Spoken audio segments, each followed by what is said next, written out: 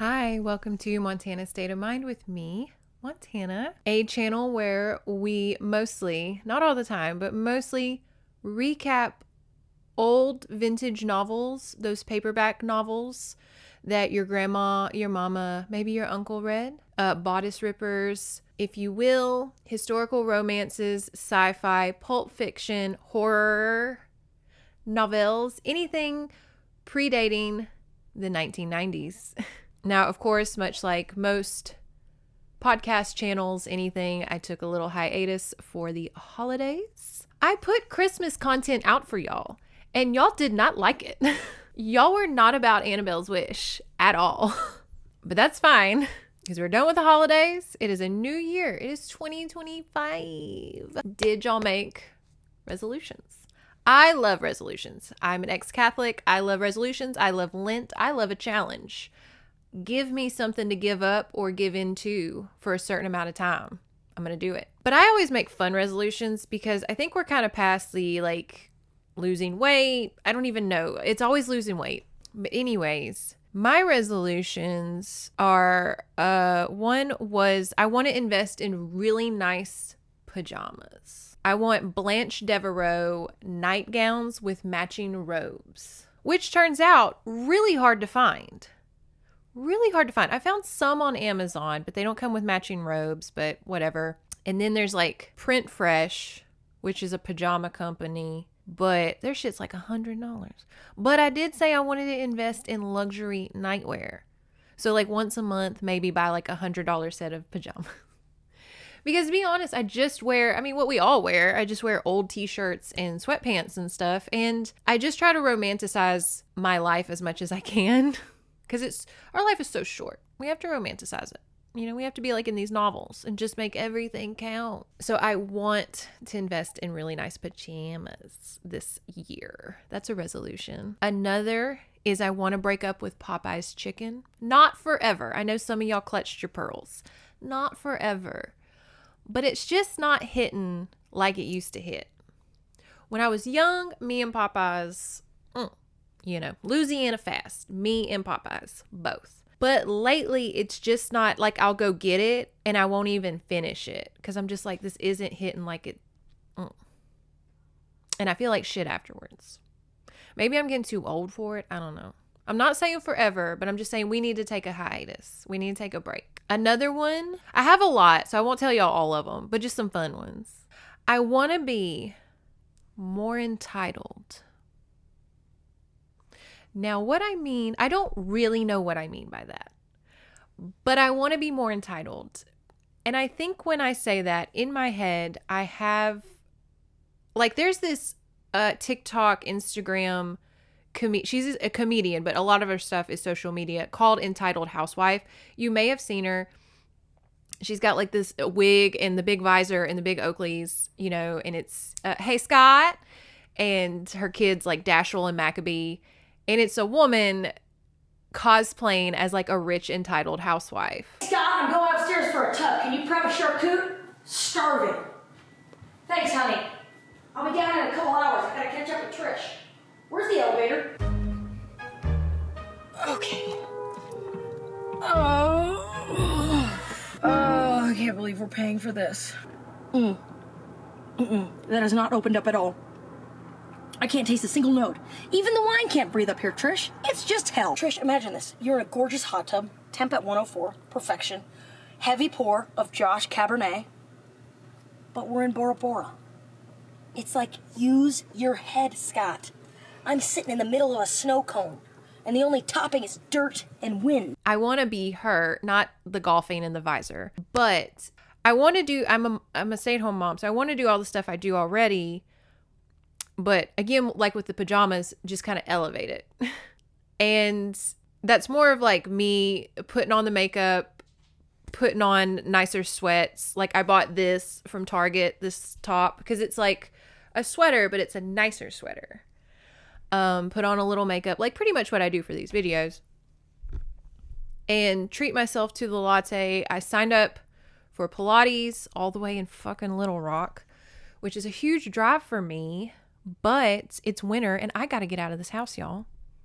I call this house my hamster cage because it's truly just that. It's me in these, however many rooms, and I just bounce around the walls all day. Because for so long, we have been paying off a lot the debts that we used to get this house. Not the house. We're not paying off the house. Don't think we're that much. But we're paying off like the credit card we used to pay for the movers and pay for the painters and pay for the appliances. We're still paying that off, and we're very close. And for so long, I didn't do without necessarily. I still had self-care, but I was always like, we should put that towards the debt. I don't need to go anywhere. I don't need to waste the gas. I just need to stay home, stay home, stay home. I even worked out at home. Like all my workout equipment is at home. Everything's at home. And that's great. But it gets a little stir crazy, especially in the winter. Because not only am I at home, but I'm indoors. And I get crazy. I also, in that entitled housewife thing, I also really want to invest in Lindsay Lohan level skin care. I know it's more than skincare that she's doing. I want to invest more in that kind of macro channeling, not Botox necessarily, but I'm in my 30s, so I need to start kind of upping the skincare level. That being said, I'm thinking of growing my hair color out. I know what you're saying, Montana, you just got it back red. I know, guys, but I just got it back red and my grays are already coming out. I have dyed my hair since I was 16. I don't know what color it is anymore. Like I've never let it grow out long enough for me to be like, that's the color of my hair. So I'm curious. So I'm going to kind of let it grow out for a little bit. And I want to see exactly what it looks like natural. Because I'm just curious. It's winter. Who the fuck cares? But anyway, that's kind of where I'm going this new year. I'm going to break up with Popeyes. I'm going to get nice pajamas. I'm going to allow myself to be more entitled and to be a little more bougie. I'm going to invest in some really high-end skin treatments, hopefully. But at the same time, I'm not going to dye my hair maybe. I'm going to put the money that I put into my hair onto my face. Because I would rather have old people hair, young people skin, instead of young people hair, old person skin. Not saying wrinkles are bad, but you know what I mean. Age however the fuck you want. I don't care. But anyways, January's book is Firestar by Kathleen Morgan. Firestar, I don't know why it's called that. It's not technically in the book. It's not the name of a spaceship. It's not the name of a crystal. It's the name of something they mention briefly in the beginning, like, I don't know, something. They just say like, oh, Firestar happened. And that's the only thing you hear about it. I don't think it's a very good title because, again, the planet's not Firestar. He's not Firestar. Nothing is Firestar. To which I asked, why is it called Firestar in the first place? And I looked it up when I was looking up the author. And this is number 4 in a series. Now, don't worry. The series are all standalone books, if you will. You can read them on their own and still enjoy a story. But they are all in the same universe. Like the other books are this guy's like brother and like another guy that shows up in this novel. It's kind of like the Star Wars universe and stuff where you can write about the same universe and they all kind of work together, but you can write about individual experiences and still read those standalone. They don't all have to go together. Kind of like that. So anyways, this is number 4, Firestar. And it is a futuristic romance. I thought it would be good to start off the new year going into the future. We do a lot of historical romances. Let's do a future romance. A future romance. I actually, for this year, I have stockpiled a lot of really unique paperback novels. I have one that is based on Hades and Persephone that I was really excited to find. I have another that's like a time travel one. Real excited for it. I have really unique, fun ones on the docket. But this one, I will tell y'all my opinions about it afterwards because I don't want to ruin it. Did I enjoy this novel? Yes. I enjoyed it in the way that I interpreted it. Now, if you read it, you might be like, this is awful or this is great. But the way I interpreted this novel was a Tennessee Williams play in outer space. I imagined Elizabeth Taylor and Paul Newman and Cat on a Hot Tin Roof just with space stuff on, because that is All of these novels give such soap opera energy. We all know that. That's what makes them amazing.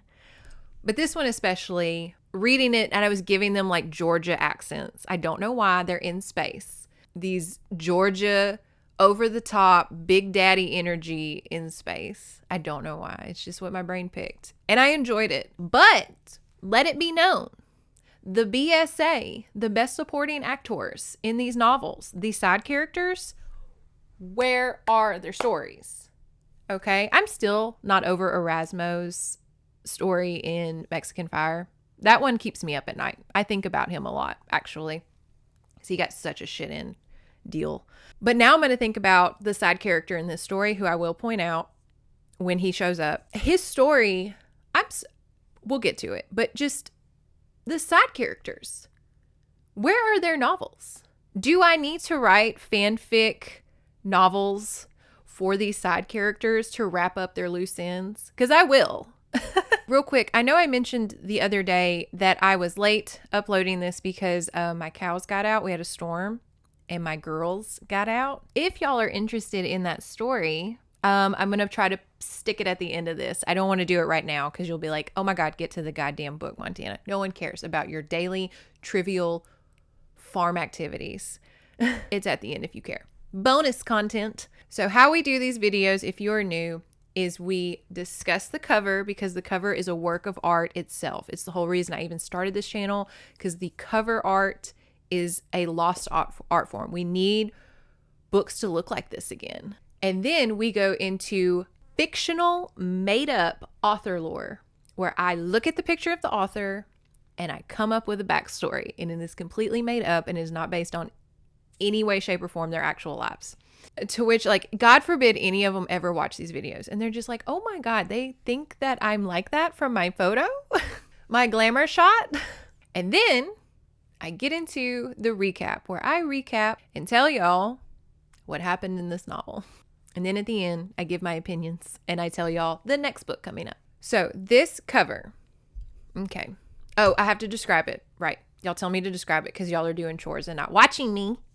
Overall color is going to be different shades of blue. I want indigos and ceruleans especially. Very bright blues. Like there's an indigo canyon in the back that is shadowed with like a lavender purple because there's a beautiful space sky behind it of pinks and again light blues, like a cotton candy sky in the back. And then it's like a purple and again indigo canyon kind of shadowy. And then at the bottom, we have this cerulean water. They always love to cut off half of the cover with like a river or something so you can see the title. It's kind of lazy. Firestar, written in cursive, little script in bright silver. And of course, the eye on Firestar is a little star. All right, let's get into this couple that's apparently in this river. Okay. I'm laughing because I know these characters now and I'm just laughing at the covers. This is an accurate portrayal. Sometimes they're not super accurate in the characters in the book versus the covers because, again, a lot of cover artists are just kind of given the plot and kind of some details of the characters and they're just like, paint something, girl. The girl, she is being held rather terribly, like her neck's bent real far back and he's holding her from her shoulder and she's tilted back. But anyways, she's got gorgeous ebony black hair, very pretty. It's just windswept, so just windswept black hair, not much. She is a white lady with yellow undertones, so you know, she could be an Italian model, if you will. Minimal makeup, not a heavy eyeshadow. Sometimes these covers give them like a real 80s dated kind of makeup look. This one, not so much. She has very thick lashes. Again, black hair, black eyelashes, black eyebrows. Her lips, however, very plump. We have a very plump pink lip. This girl is supposed to be kind of, it's never explicitly stated, but she's probably like young 20s. She looks way older than young 20s. They usually do. It'd be weird if they looked young 20s. Ew. And she is wrapped loosely, and I'm saying like bath towel wrapped, if you will, in a, what color is that? pinky purple. What is a pink purple hue? Not lavender. I don't know. It's a pinky purple chiffon scarf almost. That's what it looks like. And it is barely covering her breasts. And she's covering it up over her breasts with her hand. Meanwhile, her thigh is being held by this man. It's given Fabio. If you know Fabio, it's given Fabio.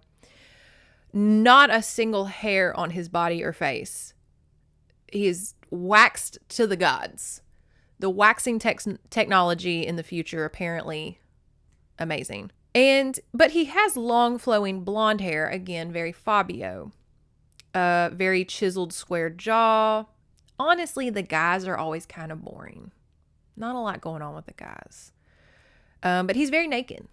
Like I said, his groin is being covered by her thigh as they are embracing. Oh, and he's a white guy, of course. But I will say, he's not, okay, because I want to be detailed here. He is muscular, but not as muscular as he could be. He has a very broad chest, but his stomach is flat but not a six-pack, and his arms are muscular but not ripped. I don't know. I'm not saying he's like average by any means. This is a model. I'm just saying back in the 90s when this was made, a lot of these cover arts were like Hercules looking. And he's a little leaner on the Hercules scale. But anyways, he's kind of looking down at her, honestly, like he saw a chin hair that she forgot to pluck. And he's kind of like, oh, that's going to bother me. And she's kind of tilted back like she's about to sneeze, honestly. Y'all are going to look at this cover art and just be like, I guess. Now, the author, Kathleen Morgan, let's look at this photo. If this doesn't scream secretary at the Baptist church, I don't know what does. Okay? Now, Miss Kathleen, when I look at her, I automatically think, like I said, of every secretary, every head of daycare at the Baptist churches, maybe a Methodist.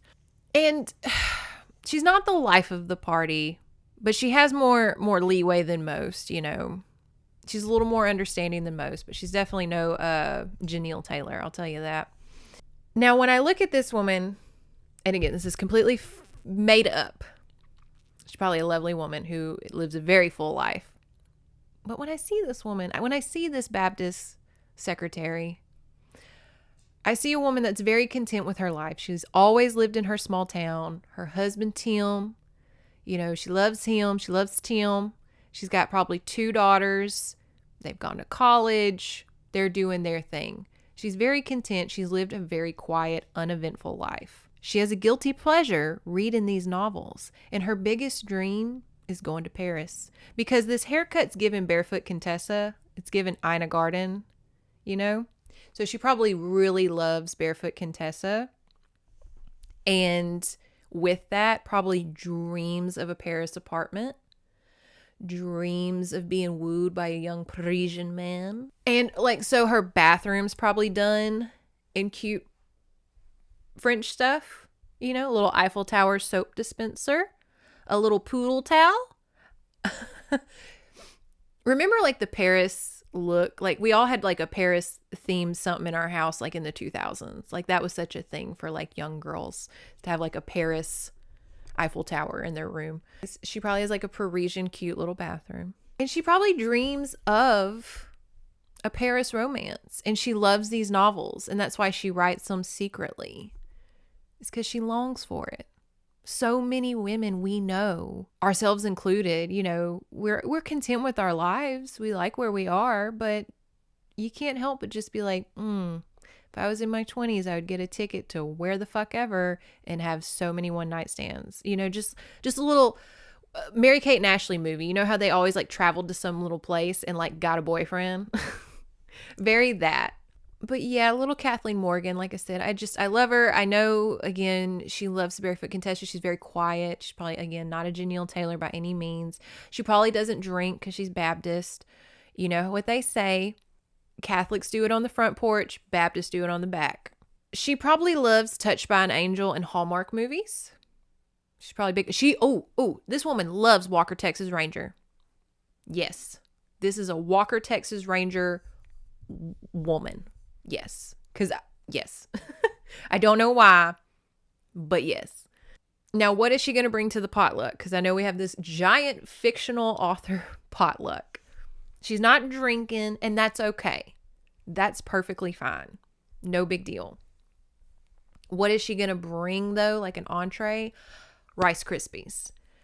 Because she's also going to take a tray to Sunday school the next day at church. Because again, she's probably head of like the daycare center over there. But she's bringing a Rice Krispie treat, which is fine. I love a Rice Krispie treat. Okay? I will eat a whole plate of those. I ain't hating on it. It's easy. It's delicious. Knock yourself out, Kathleen. And she'll play cards. Like I said, she's a good sport. She's not the life of the party, but she's a good sport. You know, she's not going to sit there and judge by any means. And I think being around other women helped bring that out in her. I think like a sisterhood really benefits Kathleen here. I think if in the Golden Girls we were to give them like which one they are, she would be a Rose. Where being around the other girls kind of brings like that joy out in her. If y'all hear mooing, those are my fucking cows. The mailman just came up to drop off a package, and so now they're like bothered. Those cows are the bane of my existence. They're probably why I'm going gray. I'm going gray because of them. I swear. If y'all follow me on Instagram, y'all probably see constantly me just bitching about my woes out here, especially with them too. Like I said at the end of this video, I will tell y'all exactly what those little darling, precious little cows did to me yesterday. Oh, anyways. Disclaimer. I am not a professional voice actress. Never claimed to be. I'm just having fun with these voices. And we are having a fun time with this novel. Okay? If you go and read these novels and you're just like, this is not the tone. This is not what happened. Like, I tell y'all what happens, but these novels are huge. I can't tell y'all every little thing that happens because my phone will not let me record that long. I run out of memory. So I'm just telling you the story as if we were sitting at brunch after Pilates and we're getting, let's get Mediterranean. Let's get Mediterranean. And so we're having our hummus, and I know that's not Mediterranean, but whatever, they always serve it. And like whatever, those little pita chips. And I'm telling y'all what happened. Trigger warnings. No pets die. I mean, there's sex in here, obviously. And I don't go into detail about the sex scenes because it's just not what I find interesting. But I will tell y'all kind of the vibes of some of these sex scenes because let me tell you, this one, I know like they're all pretty egregious in their sexual exploits, but this one, I was kind of like, I need to dog ear some of these pages. We need to come back to this. But yeah, sex scenes, it's in space, so not a lot of triggering things really happen. There is a child. I'm just going to go and tell you, nothing happens to the child. Don't worry. Okay? Because sometimes kids are involved and things happen, but no kids were harmed in the writing of this novel. So I just know when y'all hear the kid, y'all are going to be like, oh my God, Montana, does that kid fucking die? Don't worry, he doesn't. So yeah, no, that's all I can think about. I'm not a professional voice actress. We're just having a good time. I'm not professionally telling you this story. I do have a virtual tip jar if you want to tip me at the end of the video. Other than that, let's get started and jump into the future with Firestar. Apparently we have some deadly neighbors in outer space. Not a sound. Not even the hum of an insect. Is this a dead planet? Landing on an unknown planet, they are captured by long-limbed beauties. When they say, "Take me to your leader," and they take them to a creature like this, you know they're on planet Venus. And the queen of outer space is Zsa Zsa Gabor. All right, we open with a prologue, as we always do. And it's a lot of generals explaining about aliens. Okay, the generals are on a spaceship, and there are aliens called Volans. Volans. V as in violin, O-L-A-N-S. Volans. And you will probably roll your eyes at a lot of ways I describe things because of my accent. I practice really hard trying to say some of these names. but if I'm reading it off the cuff, there was a knowing crystal that has been destroyed. And of course, that probably happened in the previous books. But it's being stated, a knowing crystal has been destroyed, and it has made certain planets very vulnerable to the Volons. The Volons can control minds, and that's what makes them very dangerous. They're kind of a parasitic alien species that control people's minds. We need to hire a bounty hunter to go investigate Volons. No, they need to go investigate this planet called Tenua. I forget why. Just know they need to hire a guy to go to Tenua. They hire, and this is in the future. His name is Gage Bardwin. And this is what made me go to Redneckville, like some Georgia, Tennessee Williams shit, because Gage is such a Southern redneck name. And so when I heard his name is Gage and he's a bounty hunter, I'm like, oh, this is, and Jimmy Carter just passed away. So I was like, welcome back, Jimmy Carter. And there was this line I found really funny. What's it now, Ardain? Each time you call me, this mission gets a little more complicated and a lot more dangerous. My usual fee won't do anymore. Whatever it is you want, it'll cost double. Taryn chuckled. A fair enough price, my friend. Double of nothing is still nothing. I thought that was funny. Gage gets flashbacks to, quote, the House of Bardwin. We don't know a lot. We just understand that he probably is a big deal somewhere else. We don't know how. We don't know why. We just get the sense he's got mommy issues and he's kind of a big deal somewhere. Chapter 1, Gage made it to that planet Tenua to investigate, but he's being auctioned off as a sex slave. We're hitting the ground running. It opens up with people bidding on him to be a breeding slave. If that's your kink, welcome to Firestar. It's a big breeder book. And I love back in the day, the way he was caught to be auctioned off. They're like, he got too drunk at a bar and was flirting with the wrong girl. And she, tricked him into like a van situation. And I'm like, so he was sex trafficked. He was roofied and he was sex trafficked. Okay? Gage, cover your drinks. Boys, it can happen to y'all. Cover your damn drinks. And I love this. He's having a hard time as it is being sold, and women are bidding on his body. But the women, because he's a breeding object, they're like, we need to see his penis. Where's his penis? We need to see that. Like he's a fucking horse, like we got to inspect everything if we're going to use him to fulfill our population. And we will, I know what you're saying. What's wrong with the men on this planet? Because there are men, because he's being held down by male guards. We'll get to that. Don't worry. Quote, it didn't matter they borrowed his body. What matters was the implied submission of the act, the utter subservience. And he'd never, ever allow another to use him without his express consent. Never since that day he confronted his mother. So I liked that because God forbid a man has a problem with consent. Okay. He's having a hard time, you guys.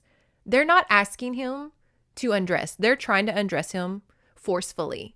And they're trying to auction off his body. And it's like really pissing him off. And I'm just like, oh, sweet, sweet little baby child. Sweet little baby child. It took till the future in space for men to somewhat kind of understand what women go through constantly.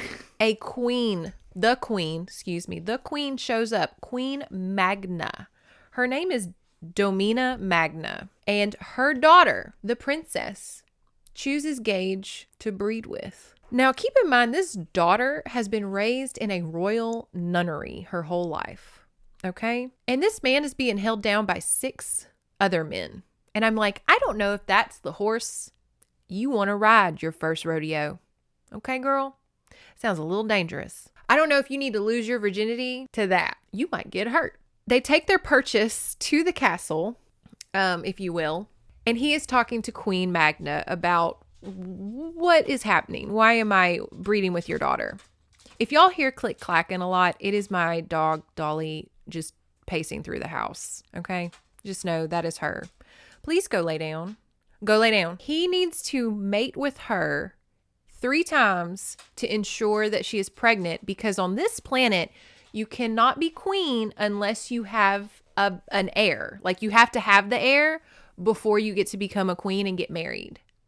Because the princess needs to marry this other guy we'll meet, but and like become queen, but in order to do so, she needs to be a mom first. It's interesting. But he has to mate with the princess 3 times. That way she's for sure pregnant. And so it's funny because he really wants to infiltrate this castle and do some spying. But he's like, oh, I have to fuck this girl like 3 fucking times. Are you kidding me? Oh, I could be spying. Darn.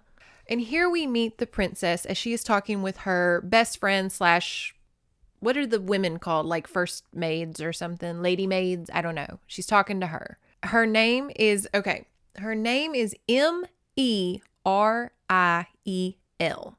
And I have been practicing because I know I say it with a southern accent and I know that's not correct. It is Meriel, right? I say it Muriel. And my husband quickly pointed out, you can't say that because that's not how everybody else, just that is how we say it, but that's not how y'all say it. So I say Muriel, and I'm probably going to end up saying it because that's just what I say. But it is Muriel, like Courage the Cowardly Dog's mama. Muriel forced a wan, trembling little smile. What she looks like is exactly Elizabeth Taylor. She's got violet eyes, creamy white skin, black hair. Elizabeth Taylor, cat and a hot tin roof. Here we go. I'm sorry if I seem such a fool, but so much has happened in the past month since we left the nunnery, my formal betrothal to Prince Pelham, the commencement of my royal duties, and now this. The Queen never said you needed to breed a child the first month you returned home, Meriel. You could still change your mind. Ask for more time before taking a breeder. Surely your mother would understand. Yes, I suppose she would. But what would be the sense of waiting? Times are hard. My mother needs a daughter who knows her duty and does it. Not some weak little coward afraid of her own shadow. No good will come of delaying the inevitable. You aren't a weak little coward, Muriel Corbra, her friend cried. I've grown up with you all these cycles, seen your goodness and courage, day after day, but this loveless mating with a stranger, it would sicken anyone. It's my duty, Deanne. I must carry a child before I can ever hope to take a royal husband, and I cannot become queen until I have born that child. Some good will come of it. I will have earned the right to wed Pelham, and I will have a baby. Sorry. Indeed you will. And I confess to a great anticipation of holding that little one and helping you care for it. We will have such fun, won't we? Yes, we will. Muriel smiled, a soft little glow in her eyes. To have such joy is well worth that purchase price. She paused. The breeder, do you think he'll find me desirable? That he'll mate with me? Deanne's glance swept over her friends and she just checks out her friend essentially. Deanne released Muriel's shoulders and took her hand. Come, my friend, by the next sunrise, it'll all be over. You have fulfilled your duty and will never have to see this breeder again. You can turn away forever from the memories of what he does to you. Forget he ever existed and face the future, a bright future with promise, with the man you love. A future with the dearest friend a girl could ever hope to have. And they go off to the spot where Muriel's going to get absolutely just ruined by this man 3 times. Like, bless her heart. Bless her heart. She's doing it for her country, y'all. She's getting fucked for her country. Could you? Where's that Uncle Sam poster? All right. They're in the grotto, this secret garden. Lots of little spots to get it on. It's like a zoo enclosure for fucking. And Gage is a little too cynical and too mean. Because keep in mind, Muriel doesn't have to fuck him. He's a dime a dozen. She bought him like you buy milk. Like, she's like, if I don't feel like doing this, I can call it off, but you'll be executed because we're done with you. You will be thrown away. Anyway, so he's being kind of a dick, and she's, again, this little sweet innocent girl from a nunnery, and she's kind of like, ooh, you're really mean. Like, maybe I'm like having a headache. And he pulls back in his mind. He's like, fuck. All right. This girl's kind of closing up. I'm being too manly, too much of an asshole, chauvinistic bullshit. What do you like to do? He's like trying to small talk her. He's like, so, why is your planet infertile? And the reason the planet is infertile and they cannot use their own men is because when the knowing crystal blew up, it caused the sun to burn too much. And now their planet's burning up, literally. All their resources are burning up, crops, everything. And the men got infertile from it. Is it kind of how we're facing global warming and like infertility right now? Probably. But yeah, the men are infertile. So they have to outsource their seeds, if you will, in more ways than one. Crops and population. The Imperium that Gage works for, like the United Nations of Planets, don't want to help them because they don't really care. Crazy. But this makes her planet, because it is so dying, essentially, it makes it a very easy target for those Volons. Remember, those mind-controlling aliens. So it's a very easy target. And Gage has a hunch that people on this planet are already being kind of taken over. Okay? Anyways, so they talk, they get to know each other. They're getting into each other, as hot people do. And y'all, if I had a nickel for every time a man licked a girl's palm, I'd have 2 nickels. But he licks her palm, and I'm speechless. Don't lick my hand. He grabs her hand and swirls his tongue in the middle of her palm. Ew! That's nasty. 1, you don't know where that has been. 2, don't lick my palm, because now everything's sticky and it smells like your mouth. Like, that's not a tantalizing spot. Like, I'm looking at my palm here. That's not like a erotic spot. Like, it's behind the ear, the neck, the collarbone. Lick a foot. I don't know. Like, some people are into that. That's totally fine. That's more acceptable than your palm. Okay? Ew. He calls her Sweet Femina probably 9,000 times in this book. Everything he says, whether it is mean, whether it is nice, whether he is declaring his love for her or saying he fucking hates her, it is Sweet Femina, which I guess is kind of their way of saying like sweet female. I don't know. And here I will give y'all not a graphic excerpt of the sex scene, but just a little bit, okay? Because they're really into each other. Like, Gage, of course, is like, oh my God, I have never fucked a girl so sweet, so innocent, so tender, and then she's like, oh my God, he's just such a man. I don't know. Hush, Sweet Femina. He soothed his own voice, ragged, unsteady. Lie still and the pain will ease. Will it? She whispered. Will it really? He stroked the damp, tangled hair from her face. Yes. And it will never, ever hurt again, I promise. She smiled, then with a contented sigh nestled her face against his chest. I believe you, Gage. I believe. Because I love you. Y'all, it is page 55. Are you kidding me? Muriel's words and the gentle trusting look shining in her eyes sent a sharp pain stabbing through Gage.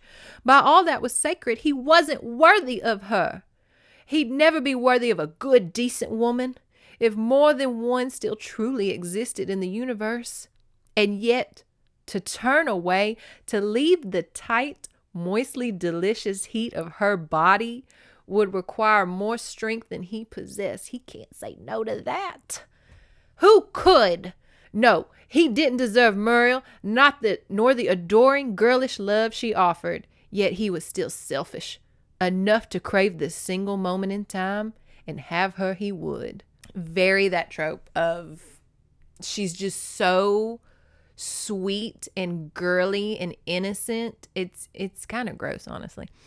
It's given like virgin fetish, like, where they lay it on thick of like, oh, she's just so unplucked, so fresh. Like, I'm a person, not an avocado, but men And apparently women back in the day, because it was just kind of the patriarchy brainwashed us all to think this, but you would just had to be so fresh. And he just can't say no because he's just, oh, she's so tender. Now, because this is a breeding session, okay, this is not lovemaking, y'all. This is work.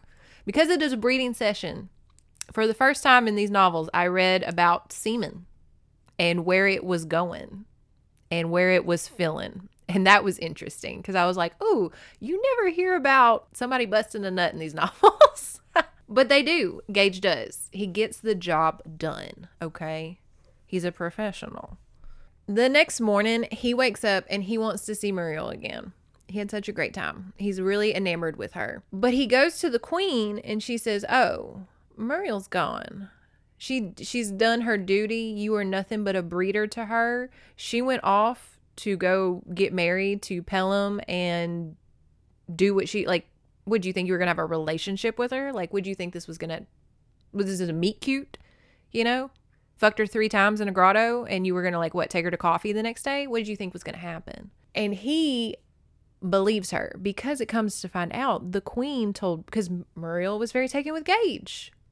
And the queen told her mama said, oh, Gage thought you were just a little nothing, that you were a little girl and you didn't know what you were doing. And he came and got with the real woman, me.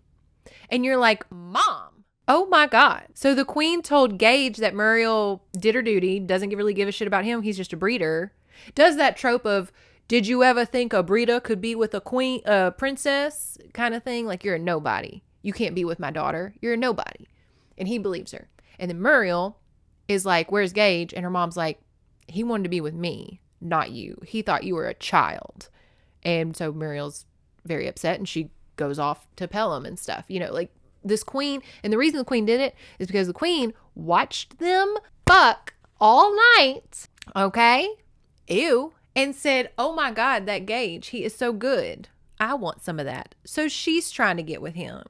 And so he kind of sees the ploy of that. He doesn't see that Muriel did want to see him, but he sees that the queen's wanting to bed him. And he's like, okay, yeah, let's go to your bed. Let's go to your bed. And so they go. And he's like, oh, we got to turn off the monitors because it's a royal palace in the future. So there's like video cameras everywhere, surveillance, especially for the queen. And he's like, I don't like being watched because I know you fucking watched me last night. Ew.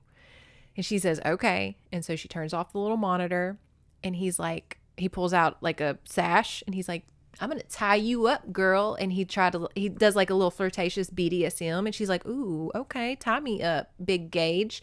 And then he tries to like kill her, but she has earrings that are laser guns, very Totally Spies technology. And so she tries to shoot him with her laser earrings. But of course he's like Gage. And so he deflects them or something. And he has her tied up. She's naked, tied up in her room. He takes her earrings off that are guns. And he's like, I'll be using these while I escape. And he jumps off the balcony. Now it is 3, quote, cycles later. I think those are years. I don't know. It says 3 cycles later. Gage is now the battle commander and the leader of the war against Tenua. So apparently Queen Magda has been declaring war and not, because the Imperium wants to evacuate the people of Tenua because their planet is literally drying up everywhere around them. And the queen's like, no. And so she's been raging war with the Imperium. And now Gage is a battle commander, blah, blah, blah. Politics, bullshit, who cares? And here we have Gage talking to his right-hand man. And we're getting the sense here that Gage, this might be more closer to home than Gage is kind of treating it, okay? Now, Gage is about to take over Tenua. Like, he's about to go there, make the queen give up the planet for the sake of, I don't know. You know how they say, every war is justified. We had no choice, Gage. Taryn's deep voice rose from behind him. Queen Magda wouldn't listen, refused to accept our offer to assist in the evacuation of her people to the Imperium planet. Her single-minded obsession with moving the Tenuans to the Abyssinian galaxy was insane. For us as well, for Tenua, we had to go to war to stop her. But at the extent of the ruin, Gage's hands gripped the top of the co-pilot's chair that stood before him. By all that is sacred, the destruction. He wheeled about to confront Taryn, his features twisted in anguish. Was I too harsh? Too driven in my quest for vengeance? Taryn's glance mirrored the pain Gage felt. We offered the Tenuans the opportunity for surrender at each step of the takeover, and at each time the Queen threw our offer back in our face. She is the one responsible. She allowed this to go on far past the point of any hope of victory. But there was no logical reason for her to continue, Gage protested. It was almost as if she no longer cared about what happened to Tenua, as if she fought on for some reason totally separate from the welfare of her people, as if she herself were Volan enslaved. So was the Queen under Volan activity? Let's read on. Gage is like seething the whole time about the Queen and her princess. He's like, that fucking Queen and that fucking princess. And his friend is like, are you okay?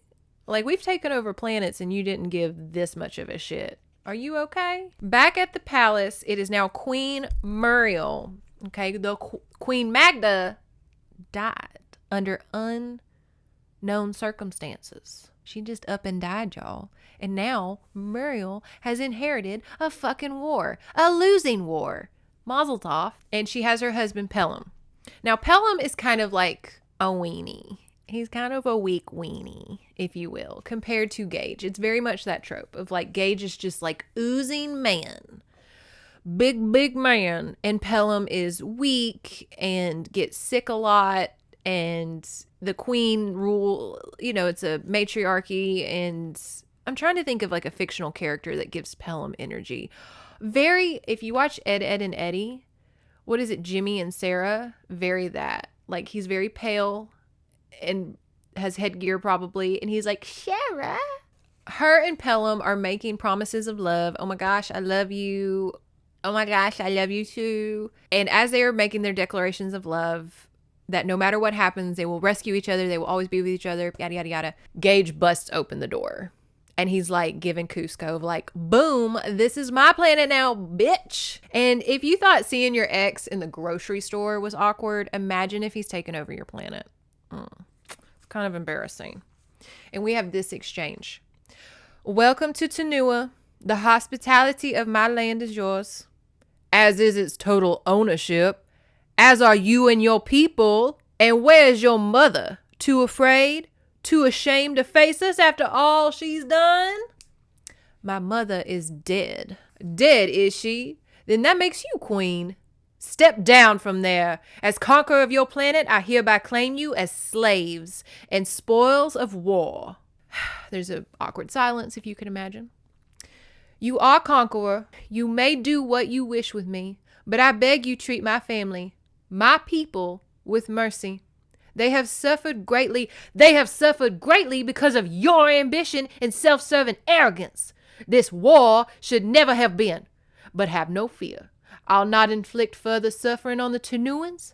I, at least, have some compassion. As for your family, and he turns around and he sees Pelham cowering behind the chair. Who is he? He is Pelham, my consort. He is innocent. He's as guilty as you are. Is this what you prefer to me? Like, here comes that X shit. Not only is he impotent as a lover, but as a man as well. If this consort of yours is any example of Tenuan manhood, it's no wonder you're defeated. Save your cruel tongue for where it belongs. I surrender to you. What more do you want, Gage? You have only begun your surrender to me, my sweet little Femina, and before I'm finished, you'll beg for more than mercy. Then kill me now and be done with it. I am queen. I demand the right to choose my fate, and I'd rather die than be subjected to a moment more in your loathsome presence. Y'all, just to interject right here, they are ping-ponging back and forth, having like obviously Jerry Springer level like marital dispute, and these poor Tenuans and like the other guards are just like watching them like, I think something else is going on here, guys. Would you indeed? But you're a slave now. My slave. Not a queen. And a slave has no rights at all. No rights at all, save what her master grants her. You vile, soul-rotted slime worm, pardon if you will, Taryn's words pierced the red-hot mist of Gage's anger. This is neither the time nor the place for a public discussion of the Queen's punishment. Why not confine her to her chambers while the palace is secured? Then at your leisure, deal with her later. Your plan is wise, Lord Arden. There's time enough to deal with her later. Seize the man hiding behind the damn chair and take him to the palace's holding cells. Place a guard on him at all times. Kill him if he tries to escape. Mariel starts crying. Your tears are wasted on him, as is your life as well. And what do you know of kindness, of compassion, of love? I know enough not to use someone, then callously toss him aside. I know enough to be honest with another person. Do you now? I'd have thought differently. Have you changed then since we last met? Enough to know a heartless bitch when I see one. Gage, that's enough. Take the Femima to her room or allow me to do it. But one way or another, put an end to this immediately, Taryn said. Y'all, to be in that throne room, to be a little maid, a little whoever, and just watching this shit, you're like, what happened between these two? I'm sorry. I think this is more than a takeover of a planet. He is so enamored with Muriel. Like, he hates her, but he's like in love with her. And he has the patriarchal thought of, I will just sexually assault her and get her out of my system. And then I can go about my day. Because obviously I'm just wanting to fuck her. It has nothing to do with me loving her or wanting to be with her as a person. Star-crossed lovers, souls matching. No, it is truly just because I just really need to fuck her again, you know? So he's like, okay, I'll just go rape her and then go about this paperwork. Cut to Muriel in her bedchambers. She's playing with her son, y'all. She has a 2-year-old son. Remember, it's been about 2 to 3 years. So I guess 3 cycles is 2 years. Anyways, she's playing with her son, her toddler. Okay. His name is Kieran. Is that Kieran?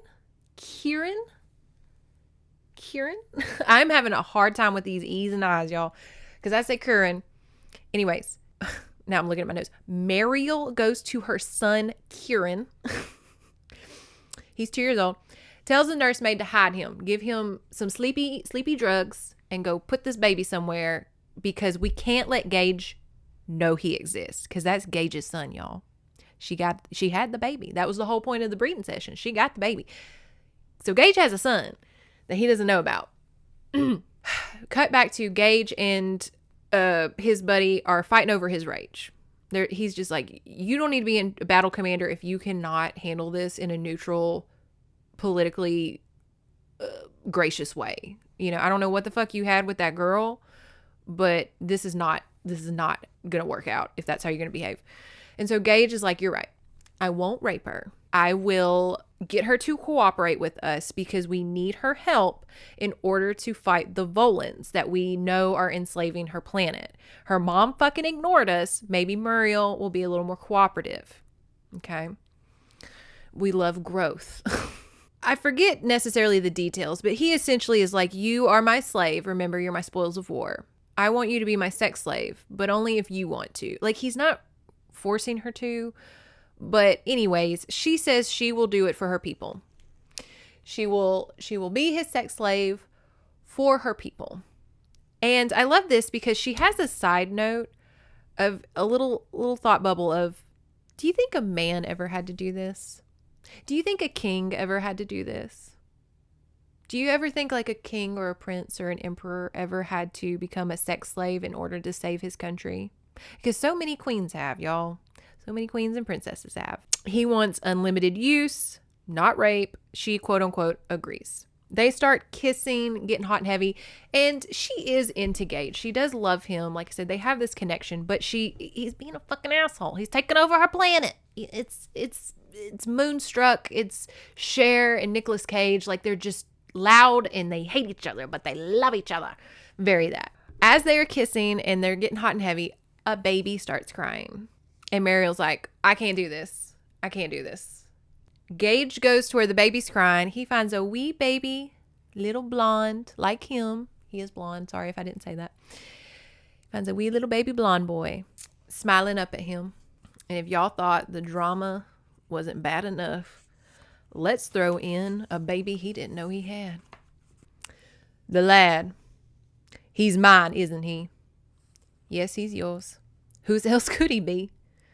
Knowing the female propensity for lies and tricks, anyone's, I'd imagine. Let me see him. If you don't believe me, then it really doesn't matter, does it? Allow me to summon Dee and she'll take him away. Let me see him. He took the boy from her awkwardly, uncertain how to handle a child. Curran turned, clasping Gage about the neck and snuggling close, still a little drowsy from the effects of the narcotic.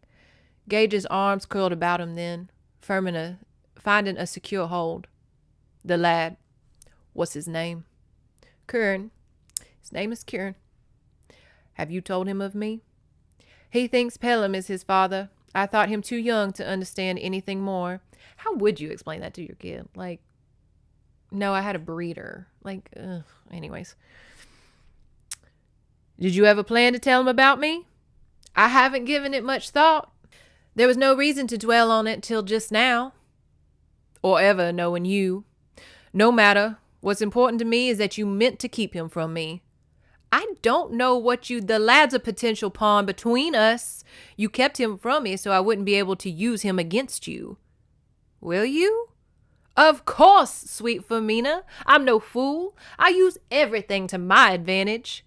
But he's hardly more than a baby. I've already surrendered not only my planet, but my body as well. What more is there to give?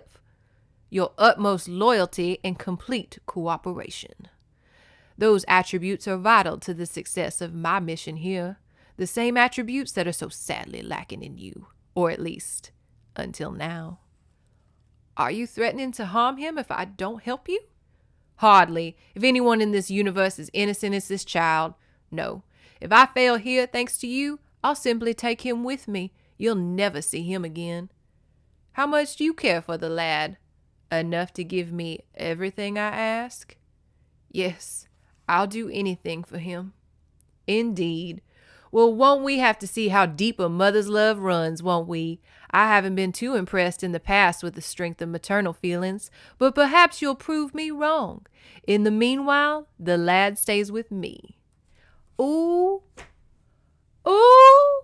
If you take away my child, the way I will bite your dick off when I am having forced... Ooh. Gage is super pissed, though. Side note, Gage is super pissed that Muriel drugged the baby. He's like, he smells his breath and he's like, is this baby drugged? And she's like, well, I had to keep him quiet so I could hide him. And he's like, you drugged our child. So they definitely have some co-parenting issues to work out. Dean and Muriel find Tenuin. He is the leader of the guards, and they want him to take Curran and go to a different planet. They're like, take my baby, get him out of here, get him away from Gage. However, we cut to Tenuin by himself. Hey, y'all. He's enslaved by the Volans. The head guard of this planet is enslaved by the Volans. That's a problem. And Tenuin is talking to his hive mind, like the mothership, and they can't enslave Gage because he's too strong-willed. So they want to, but they need to make sure he dies.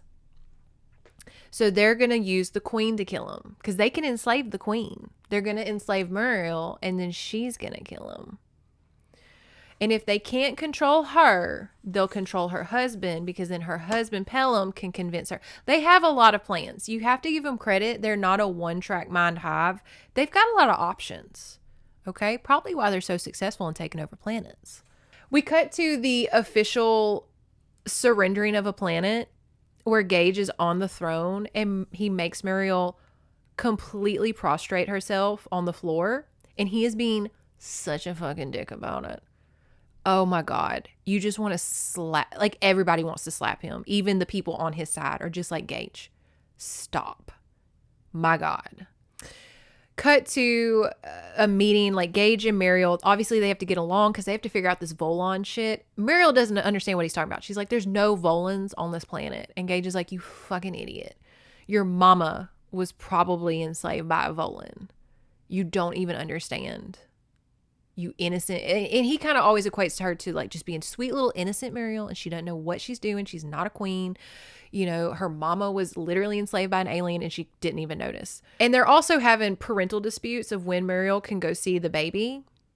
You know, she's like, can I see him every day? And Gage is like, you can see him on Tuesdays and Thursdays. That kind of shit. Gage is, of course, crazy horny. And he goes to Muriel, but she's asleep. And so he just goes to a chair and watches her sleep until he falls asleep. Don't do that. That's not romantic. That's creepy. But she has a nightmare. And as she is kicking and thrashing, it wakes Gage up. And when he wakes up, he sees a mysterious man figure pressing a green orb into her head. Follow me here. Gage, of course, leaps up to grab the man. The man vanishes. And Muriel wakes up and Gage is like, there was a man trying to shove a green light into your head. And she's like, I was having a nightmare. So they have like a brief tender moment. Because again, they do love each other. They're just caught up in their what's the word? Their rage, their inability to say they're sorry, their pride. That's the word. Their pride. They're caught up in their pride to get to the point that they do care about each other. But this moment, because she's scared and because he was scared someone was going to hurt her, they're having a tender moment. Muriel wakes up in the morning, however, looks over, Gage is sleeping next to her. She's like, what the fuck are you doing in here? And he's like, we had a tender moment. He tells her what happened last night. He says, you need a bodyguard on you at all times. They're coming for you. They're trying to enslave you like they enslaved your mother. She still does not believe him. She still does not believe this Volan thing is real. Who does he hire to be her bodyguard at all times to protect her from the Volans? Tormund. I'm sorry. I said Tenuin before. His name is Tormund. My bad, y'all. But Tormund, the Volan enslaved leader of the guards. He's like, hey, Tormund, can you watch over Muriel at all times to make sure she's not enslaved by Volans? And he's like, of course I can. I am on it. Tormund sucks with kids, as you can imagine, an alien who's never been around humans. And like Curran is trying to play ball with him and he sucks at it. And everybody's kind of noticing like, why are you so shitty with the kids all of a sudden? But he makes plans with Muriel to sneak her in the dungeons to see Pelham. And it's like, oh my God, Muriel, you idiot. Because again, he's a Volan. And he couldn't get her, remember? So their plan was to get her husband Pelham and enslave him so he could convince her to kill Gage. Like, she's just being used and abused. And you're just seeing it as an outsider. And you're like, oh my God, Muriel. Do you not feel anything in your gut that any of this is weird? So she goes down in the secret passageways with Tormund to see Pelham in the dungeon, her husband. He is enslaved by Volans, y'all. He tells her that Gage does not want to take over the planet and evacuate her people. He wants to enslave them. He tells her of all these evil plans that Gage and the Imperium are wanting to do with their people. Obviously, she falls for it. He's like, you're going to have to kill Gage. And he hands her a thorn that on their planet, like, instantly kills people. Seems like they should probably wipe that out. I guess not. And of course, she confides in Tormund the whole time, who is a Volan. And you're just like, stop talking to him. Oh my God. But Tormund, okay, this is the side character I was telling y'all about to pay attention to because his story is so much more interesting, if you will. Quote, a twinge of some alien feeling, surprisingly akin to the humanoid emotion of guilt, plucked at Tormund's heart. He quickly shoved it aside. It was a normal reaction, forced as he was to inhabit a human slave and work in such close proximity, to be compelled time and again to delve in their emotions so to understand and pass for them. I butchered that. I'm so sorry. Sooner or later, it was bound to happen. And now, with the influence of the mothership all but non-existent, he was essentially on his own. Yes, a normal reaction indeed. Tormund reassured himself. And once recognized, easily controlled. For the sake of his own kind, he must be as ruthless with himself as he was with the Tenuin queen. There is no other choice for him, for any of them. So Gage and his comrades jammed the signal the mothership was using to talk to the Volans on the planet. So they're kind of on their own, and they're a hive mind species. So this is kind of like the first time they're like having their own thoughts. Very scary. And because he's inhabiting this person, he's kind of feeling human emotions. And he was like feeling guilt for lying to Muriel. And he's like, ew, what is that? Ugh, guilt? Yuck. Muriel goes outside and she sees her planet literally burning up. Like, it is so hot and everything is physically burning up. And she's like, we have got to get out of here. My planet is a ticking time bomb. She sneaks up on Gage and Curran and they are playing together, and it's really cute. It's a really sweet, tender moment that Gage is really enjoying being a dad. And it's a sweet, tender moment. He has some redeeming qualities, y'all. And we have this little moment here. Gage, after playing with Curran, feels kind of bad for taking him away from his mama. You know, he's like, ooh, that was probably a little much. And he gives him back to Muriel. His place is with his mother. I don't understand. You took him from me and now I'm giving him back. I had no right to take him away. It was my anger driving me. That and a need to an equal measure of pain from you. Can you forgive me? His words were like tiny daggers stabbing into her heart. Forgive him?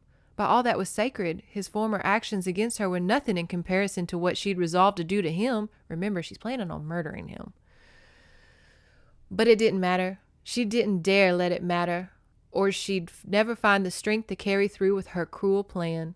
With a superhuman effort, Muriel steeled herself to the pangs of conscience, to the heartbreaking sight of Gage standing there, a shy, uncertain look gleaming in his beautiful eyes, to the sudden aching sensation that swelled in her throat.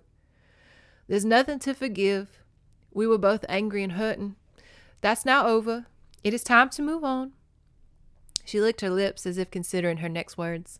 I thank you for the return of my son, but request one more favor. Asking it is yours. Allow him another night away from my room. You and I need that time together. Gage cocked his head. Indeed. And why is that, Muriel? She clenched her hands into tight little fists until the nails scored her palms. I owe you a debt, a fulfillment of a vow. I wish to repay both tonight. Something dark and hungry flared in his eyes. You wish to mate with me, don't you? Yes. And why this sudden change of heart? I thought you needed more time. Muriel forced the words past a tightly constricted throat, her heart hammering beneath her breast. I've had more than enough time. Enough time to begin to want me? Answer me that, Muriel. As he spoke, Gage moved until he stood so close she could feel the heat emanating from his big body, smell his man scent. Yet still he didn't touch her, as if he were holding himself back until he received the answer he sought. She swallowed hard and raised her eyes to his face. A slight flush suffused his striking features. His nostrils flared, his throat worked erratically, and the pulse at the base of his neck throbbed with a wild beat. He was excited as she, if for the entirely different reasons. He imagined, hoped, she finally desired him. That cruel, most bitter of ironies tore at her heart. Oh, she wanted him all right. Wanted to kill him. Her gaze dropped. She couldn't bear to look Gage in the eye, to foster the deceit for a second longer. Tonight her true motives were cloaked in darkness. She'd face him again, but not now. It was too much to bear just now. Muriel nodded, nearly choking on the lie that, on another plane, was closer to the truth she didn't dare face. Yes, Gage, I want you. She's nervous at dinner. Gage thinks it's because of sex. Obviously not. Gage discusses his mom's deceit. He kind of like opens up to Muriel about his mommy issues. And just a real quick rundown of those mommy issues. Gage is royalty on his planet, but he is a bastard prince. His mama cheated on the king with a guard, had Gage. No one knows this, but like his mama, him, and that guard. and I think the dad. He didn't want to take the throne when it was time. When his dad passed away, he was supposed to become king. Gage did not want to because he is so honorable, y'all. He said, I can't. I'm a bastard child. How could I ever take the throne? And it's like, no one cares anyways. So his mama threw him in prison and framed him for the murder of his sister. Got that? Gage flees and his mom gets the throne, which is what she wanted. She wanted to have the throne. And she got it, but she was found out, like they found out she murdered her own daughter and her husband, and Gage is gone. He's a lost prince. Anyway, she was put to death. So I'm not necessarily sure who rules that planet. It's not really touched upon, but that's his mama trauma. Okay. Gage feel like he doesn't deserve Muriel's love because he is a bastard and he never saved his mom. He's like, I'm a bad person because my mom cheated on my dad to have me, and then I didn't go save my mom who framed me for murder. It's a lot of drama. I have literally drama. It's exhausting. They finally mate, if you will. They finally get it on. Outside of reading. Gage wakes up the next morning. He is stretching, rising and shining. He had a great night. They finally got to fuck consensually and enjoy it. And what is this box? Like, Muriel kept the fucking murder weapon like on her nightstand. He's like, what's this box? He opens it. It's that Thorn. He knows because he's a bounty hunter. And he's like, oh my God, she wanted to kill. Wake the fuck up, girl. He is pissed. And instead of talking to her about it, he's going to just immediately be like, you murderous little wench. I'll give Muriel credit. She takes it on the chin. She's honest. I came to our mating intending to kill you, but I found I couldn't do it. You must believe that, Gage, or else everything we said, everything we did last night was for naught. Words can serve more than one purpose, and females are particularly adept at manipulating words to many uses. And you think I meant to use you? Betray you like your mother did, is that it? I told you this would happen if you didn't exercise her memory from your heart. Find some way to forgive her. And I see now the depth of your love and trust in me. Nothing I say will change your mind, will it? How clever. The proof that you meant to murder me lies in my hand, and yet you now attempt to turn it upon me and play upon my guilt at doubting you. Try again, Muriel. I thought you meant to enslave my people once we were transported to Carcer, to mine the ore. I couldn't allow that to happen. Martinite?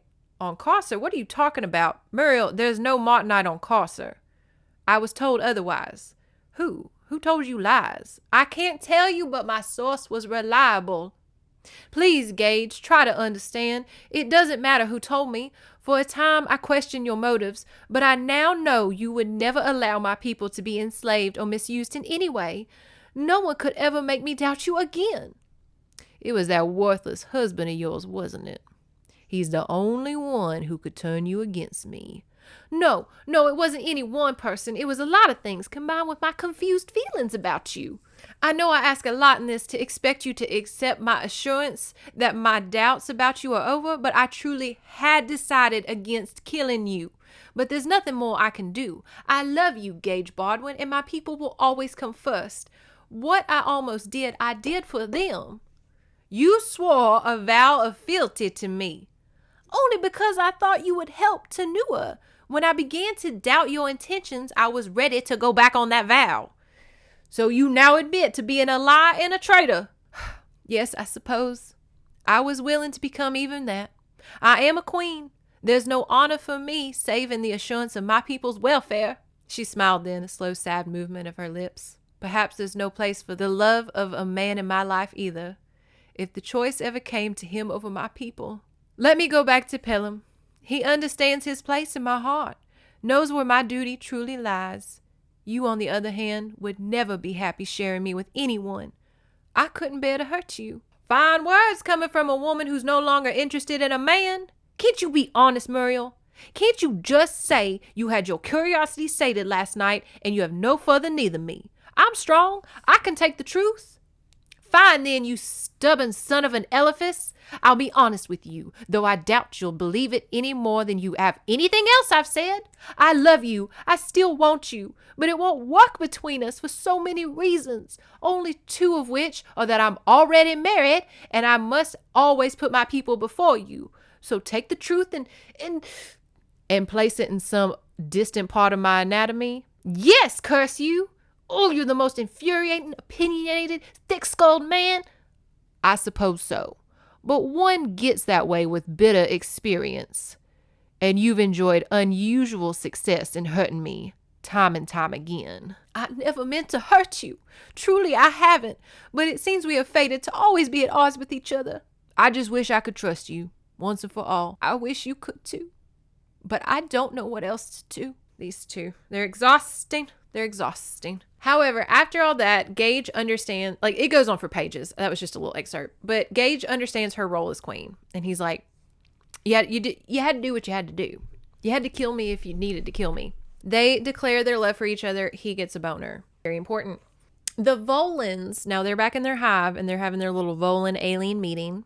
They plan to have Gage kill Pelham, like in a fight, because Pelham's so weak. I mean, Gage will snap him in half. And they're like, we'll have them fight. That way Gage looks like a murderer and the queen will hate him. Okay? Because the queen's not going to kill him, but she'll hate him if he kills her husband. Muriel goes back to Pelham. She feels really bad for screwing this big hunk of a man in their clean, nice marital bed while Pelham's in the dungeon. She's like, I feel really bad. I should get him out of the dungeon. Like, that hasn't been a priority for her yet. She tells Pelham, hey, I think maybe your information is wrong. There is no ore here to be mined. There's no enslavement. And the Volan inside him, of course, is like, oh, did you come up with that while you were riding Gage's big dick? Like, he essentially says that. And she's like, what? No, I don't know what you're talking about. And he's like, yeah, I'm sure while you're thrusting on our marital bed and I'm sitting here in the dungeon, you probably thought I was lying. You know, like this Volan, he knows how to get to her. For someone who doesn't know human emotions, they do know how to play us real well. Humans are very easy. She promises to get Pelham free. She's like, I promise I'll free you. She goes to Gage, says, hey, can my husband be free? Can we let him out? Like, we're getting along. Maybe we can work something out, an open relationship. I don't know. He says no. And he's like, I'm really tired of your fucking husband. I'm going to go handle him myself. And he locks Muriel in a room so she can't interfere. Obviously, there's secret passages. So Muriel runs through the secret passages, goes to the dungeon. Pelham is dead. Gage is almost dead. There was an altercation. But as Gage is struggling under the guards go after Muriel because remember, they're Volans. And so they go attack her and she stabs the guards. Gage recounts what happened. And essentially, he went down there to confront Pelham. And he saw that Pelham and the guards were all Volan enslaved. They did not hide it from him. And he, trying to protect his life, killed Pelham. And he's like, yeah, your worst fear came true. I technically killed your husband. Pages of Muriel's emotional toll. She is absolutely just brokenhearted that Gage killed Pelham. Her mind wants to love Pelham. That is who she's supposed to love. Her heart and her vagina loves Gage. Her body wants Gage. Her mind and her honor and like trying to be an upstanding queen wants Pelham. So she's very, oh, do I feel bad? I should feel bad. But I don't kind of feel bad. She says, like, her and Gage fight, obviously, and she says she will no longer have willing sex with him ever again. She's like, you can fuck me, but I won't enjoy it because you killed my husband. And he calls her out. He says, you fucking lie. You're gonna love it. You always do. You can sit here and say you're not gonna be into it, but we both know you will. And she knows it too. We all know it. We all know it. You can't, your body loves him, girl. Like, and he proves her wrong. He's like, I'm going to prove you wrong. And he starts canoodling on her, if you will. And she's obviously very into it and can't help it. You know, her body's responding. And he's like, see, I think you will be into it. I don't think you loved, like, he's kind of calling her out on her bullshit. He's like, I don't think you loved your husband as much as you want to sit here and think you fucking loved your husband. Okay. Like, stop pretending and just let go. He's dead. No one gives a shit if you mourn him or not. Your planet's dying, not a priority. She helps Gage in a medicine bath because remember, he was like fighting guards and stuff. And they kind of have this like page of they're flirting with each other about how she could have killed him. Because he's like, you really could have got me with that thorn. And she's like, I sure could have. I could have put it right here on your neck and just killed you. And he's like, ooh, you could have killed me so hard. And to the audience, we're just like, oh, this is a kink. This is going to be a kink for them. He wants to be dominated. And they are laying in bed. And I love this. And I have this like, in quotes, like read like Blanche Devereaux. Gage rolled over onto his back. At the action, new, most fascinating anatomy presented itself. From the wide shoulders bulging with muscles and sinew, to the swell of his pectoral muscles and undulating ridges of his bandaged abdomen, down to the first hint of his groin before sheet met flesh. Gage's body was the epitome of virile, masculine power. A power that was both intimidating and beautiful. Yeesh. That's a lot of man. Tormund, the bodyguard, remember that's enslaved by the Volans, he is talking to Deanne. Because Tormund the human, before he took over, Tormund the human and Deanne were a couple. We'll get to that later. Because Deanne's kind of feeling like Tormund's acting a little weird. He's acting a little weird. But Deanne tells him how much Gage loves his son. She's like, Gage loves his son. And Tormund's like, really? He really loves his son. And so he just picks up Kieran and walks away. And he's the head guard who plays with them all the time. So like no one, they're just like, oh, I guess they're going to go play somewhere. He literally just kidnaps him in broad daylight. Obviously, Gage and Muriel get the ransom note of we have your son, meet us here. Love, Volans. And if you can imagine, Gage and Muriel are at each other's throats over, you were supposed to be watching him. This happened under your fucking watch. Typical co-parenting disputes. Tormund is questioned. Okay, but Tormund, remember he's a Volan. I just keep saying that because there's so many names and I know y'all might lose them. Tormund is questioned and he says, I think a rebel army on your planet stole Kieran because they don't want Gage to rule them. He's like, I think it's a rebel army, which is viable. Of course, Tormund will be Muriel's bodyguard as they go rescue this child. And you're just like, oh my God, stop putting him right next to her. And on top of all of this, the planet's being evacuated tomorrow. No big deal.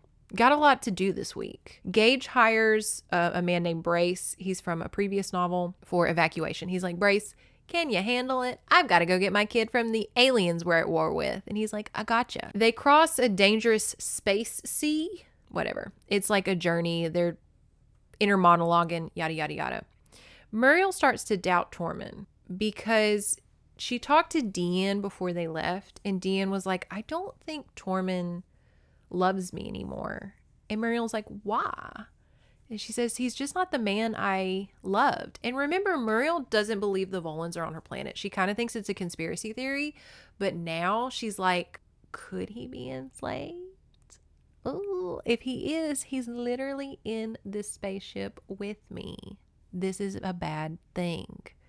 Her and Gage, like they've, you know, these books, I can't go over every argument they have, but they're just constantly fighting.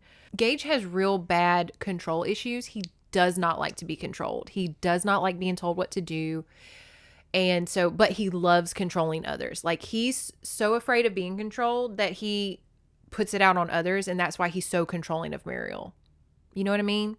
He's like, don't you fucking tell me what to do. But you're my slave and I won you in war and you're mine. But we have this. And I just thought it was really pretty. The first faint rays of sunlight crested the hills of the dying, shriveled lands, washing Gage's handsome features in strokes of lavender and rose.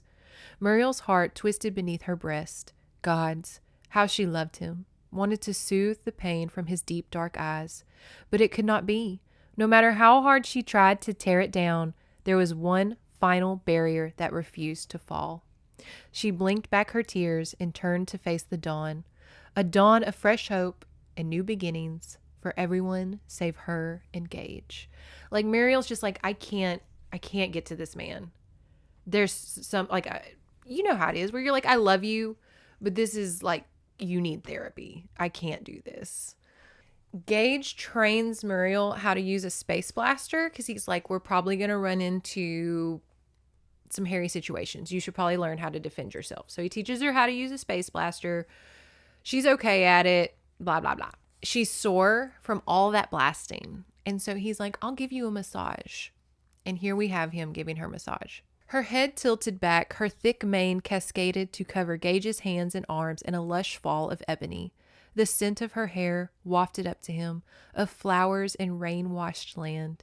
He inhaled deeply, savoring the smell, the feel of her, imprinting it upon his memory to last a lifetime. A lifetime that might well be over in another day or two. In spite of himself, desire pounded through Gage, swirling through his body to pull in his groin. He hardened. It was a natural enough response, he assured himself, even as he cursed the easy effect she always had upon him. For all practical purposes, he was girding himself for battle, and the night before combat always turned his mind to the potential final opportunity to ease his lust. Not that all he felt for Muriel was lust.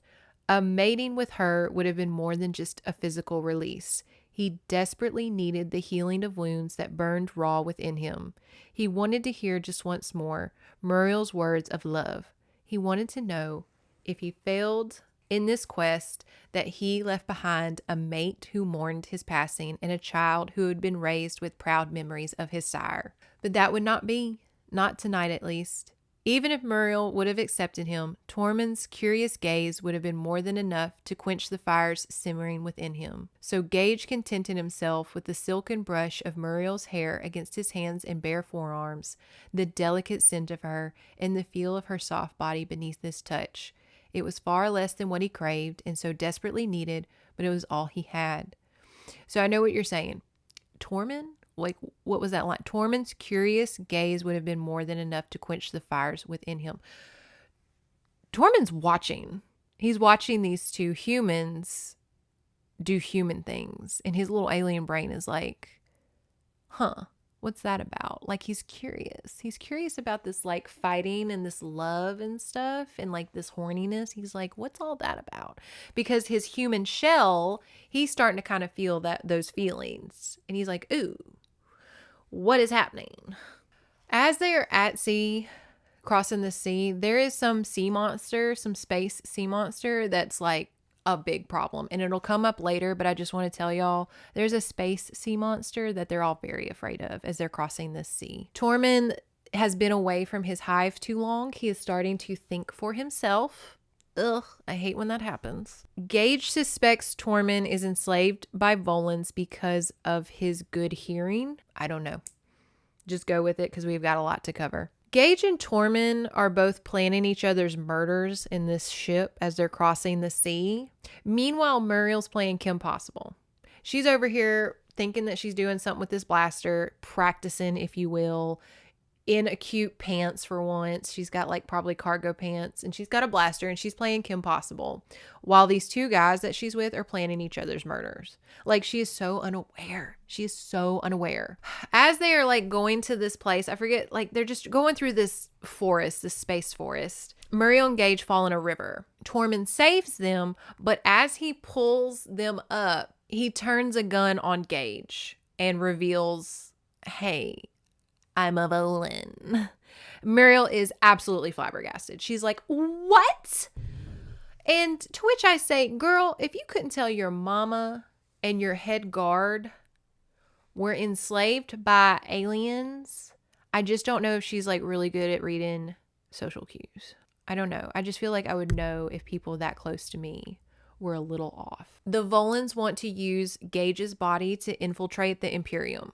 They're like, you will willingly let us put our orb into your head, and then we will walk into the Imperium as you and take over. Okay? That's what's going to happen. Gage and Muriel are being held in a cell, jail cell. Very romantic. Little step down from a grotto, but you know.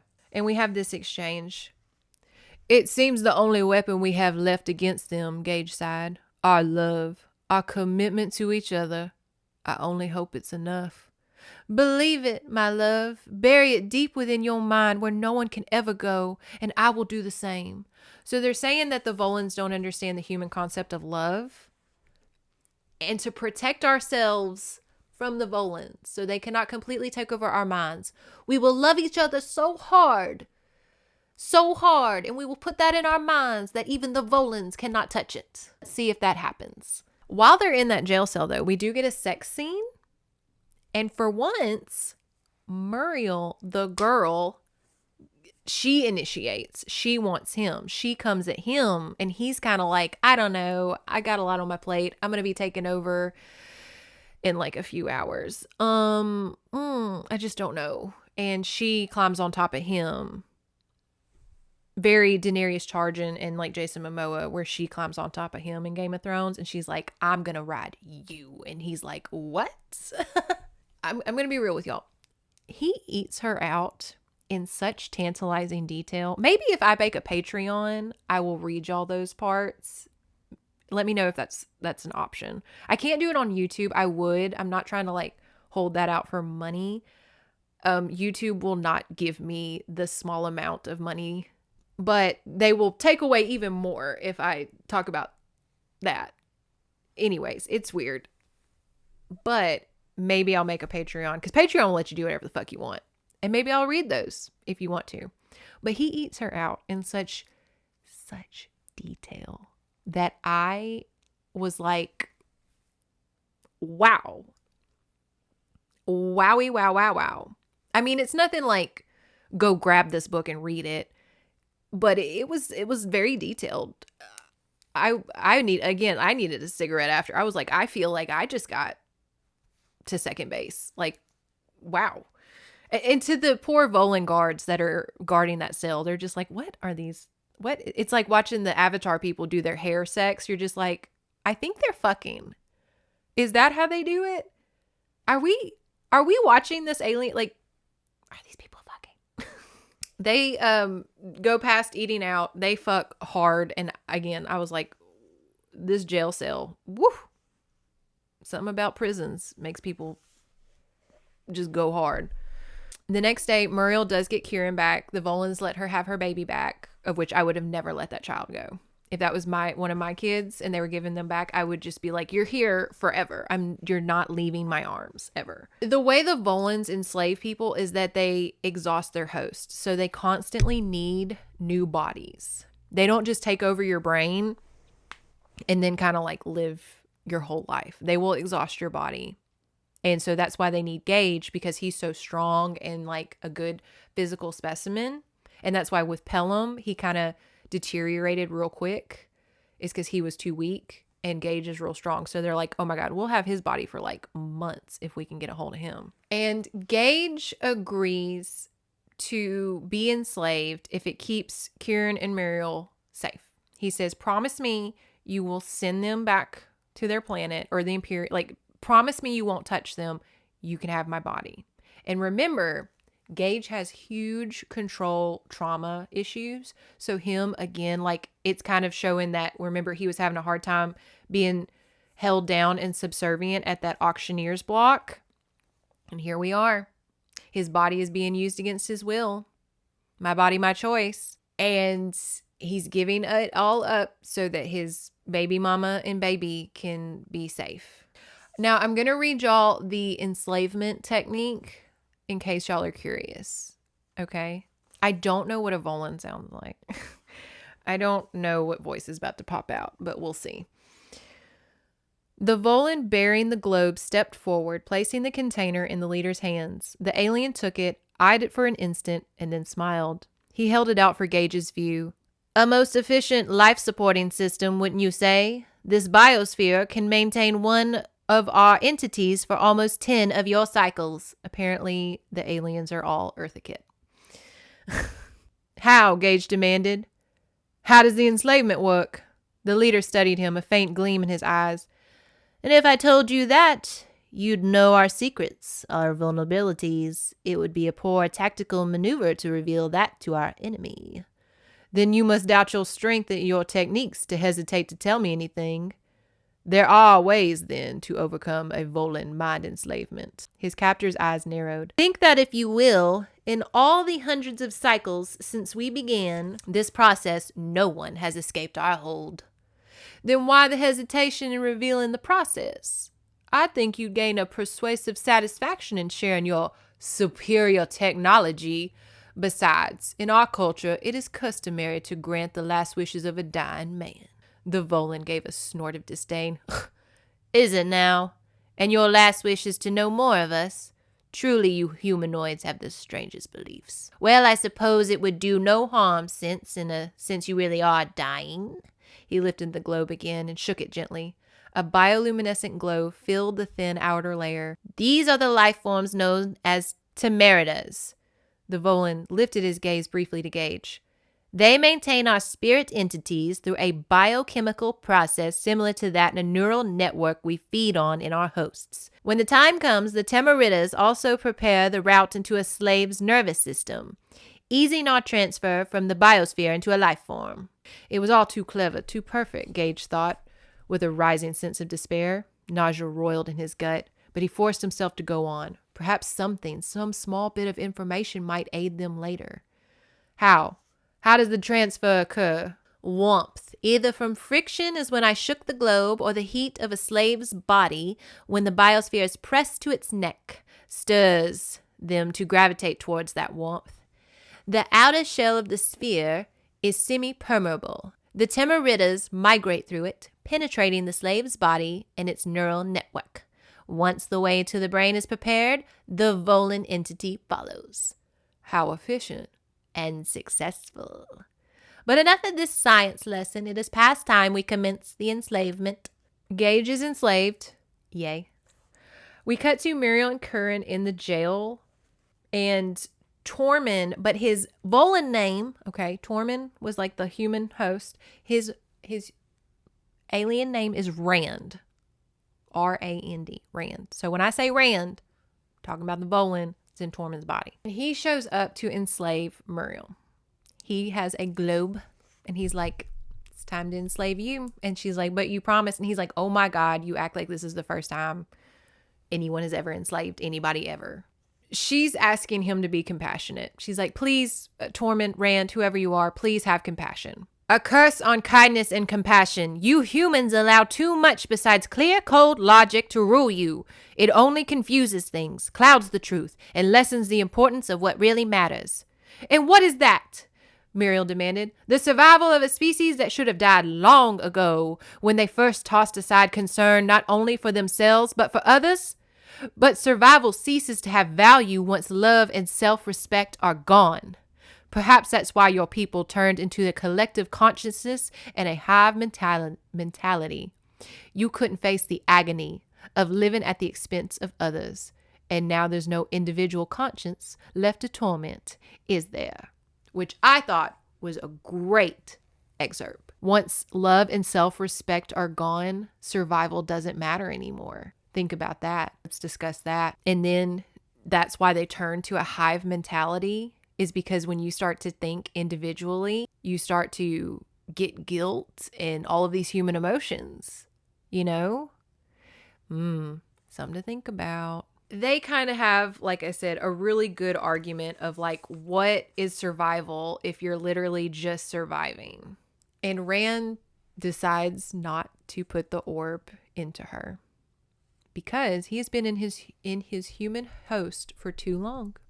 He's starting to feel feelings. Piercing blue eyes captured her, holding her in a gentle prison of wonderment and warmth. Muriel's breath caught in her throat. She had never experienced such a sensation of bonding, of total understanding of another. It startled yet gladdened her at the same time. She was sharing in the birth of a person, a soul within a fully formed body. Y'all, this alien that is from a hive mind, this little orb of thing that enslaved this man's body, has been there so long and has been around humans for so long, he has now gained a soul. Like, that is crazy. Where is Rand's story? An alien from a hive consciousness, like, now has a soul. I would love to hear more of his perspective of what a soul is and like how he feels about it.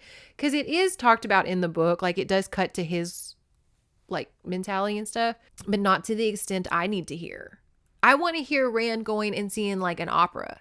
I want to hear Rand reading poetry. I want to see Rand at a museum or seeing dance. I want to see Rand experience sex. We need Rand's story. And I checked in all of the series, he's not one of them. It's all these other guys. And I'm like, where is Rand's story? Muriel, Brace, that guy that helped evacuate the planet, and Rand, they know that he is a Volan, but he's like, I'm on y'all's side. I'll help y'all out. They make a plan. But Dean, remember okay, follow me here. I'm going to try to do this. I wish I had a dry erase board. Dean, the handmaid person, loved Tormund, the head guard. Rand took over Tormund's body. And Muriel tells Dean, she's like, oh my God, Rand's helping us.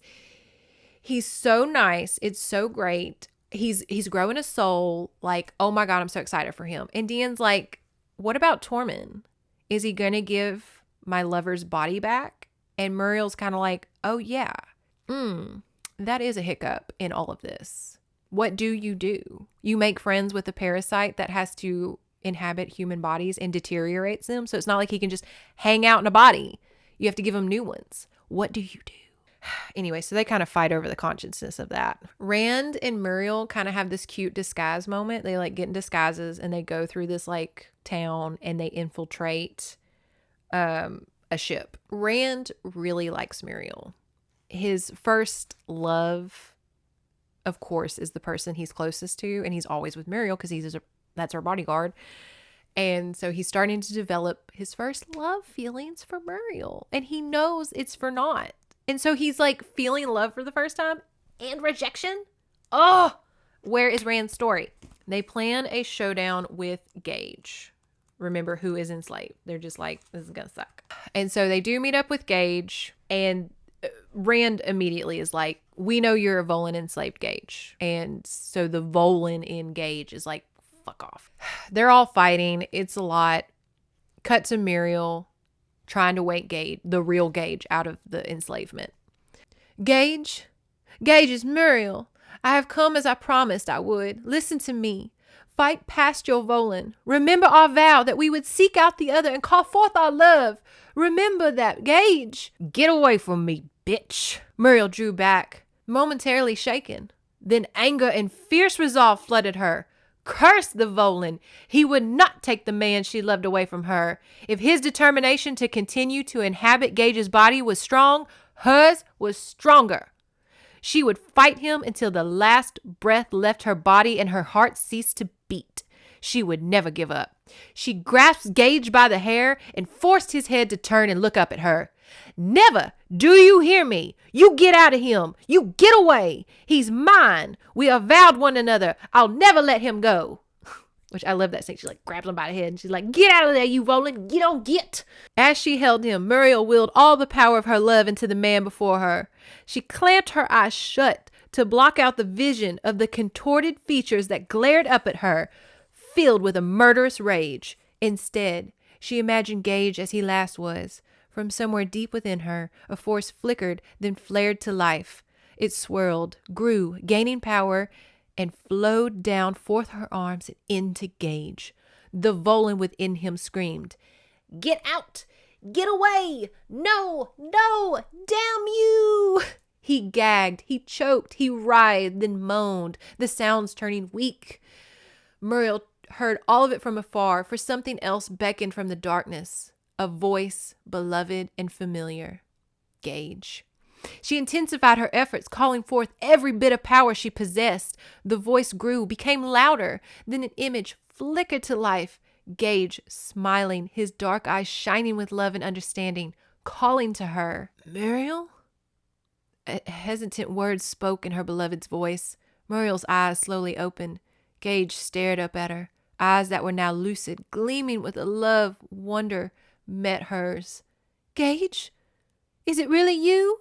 She got Gage. The Volan is still in there, but Gage is in control. Like, he's constantly fighting the Volan down.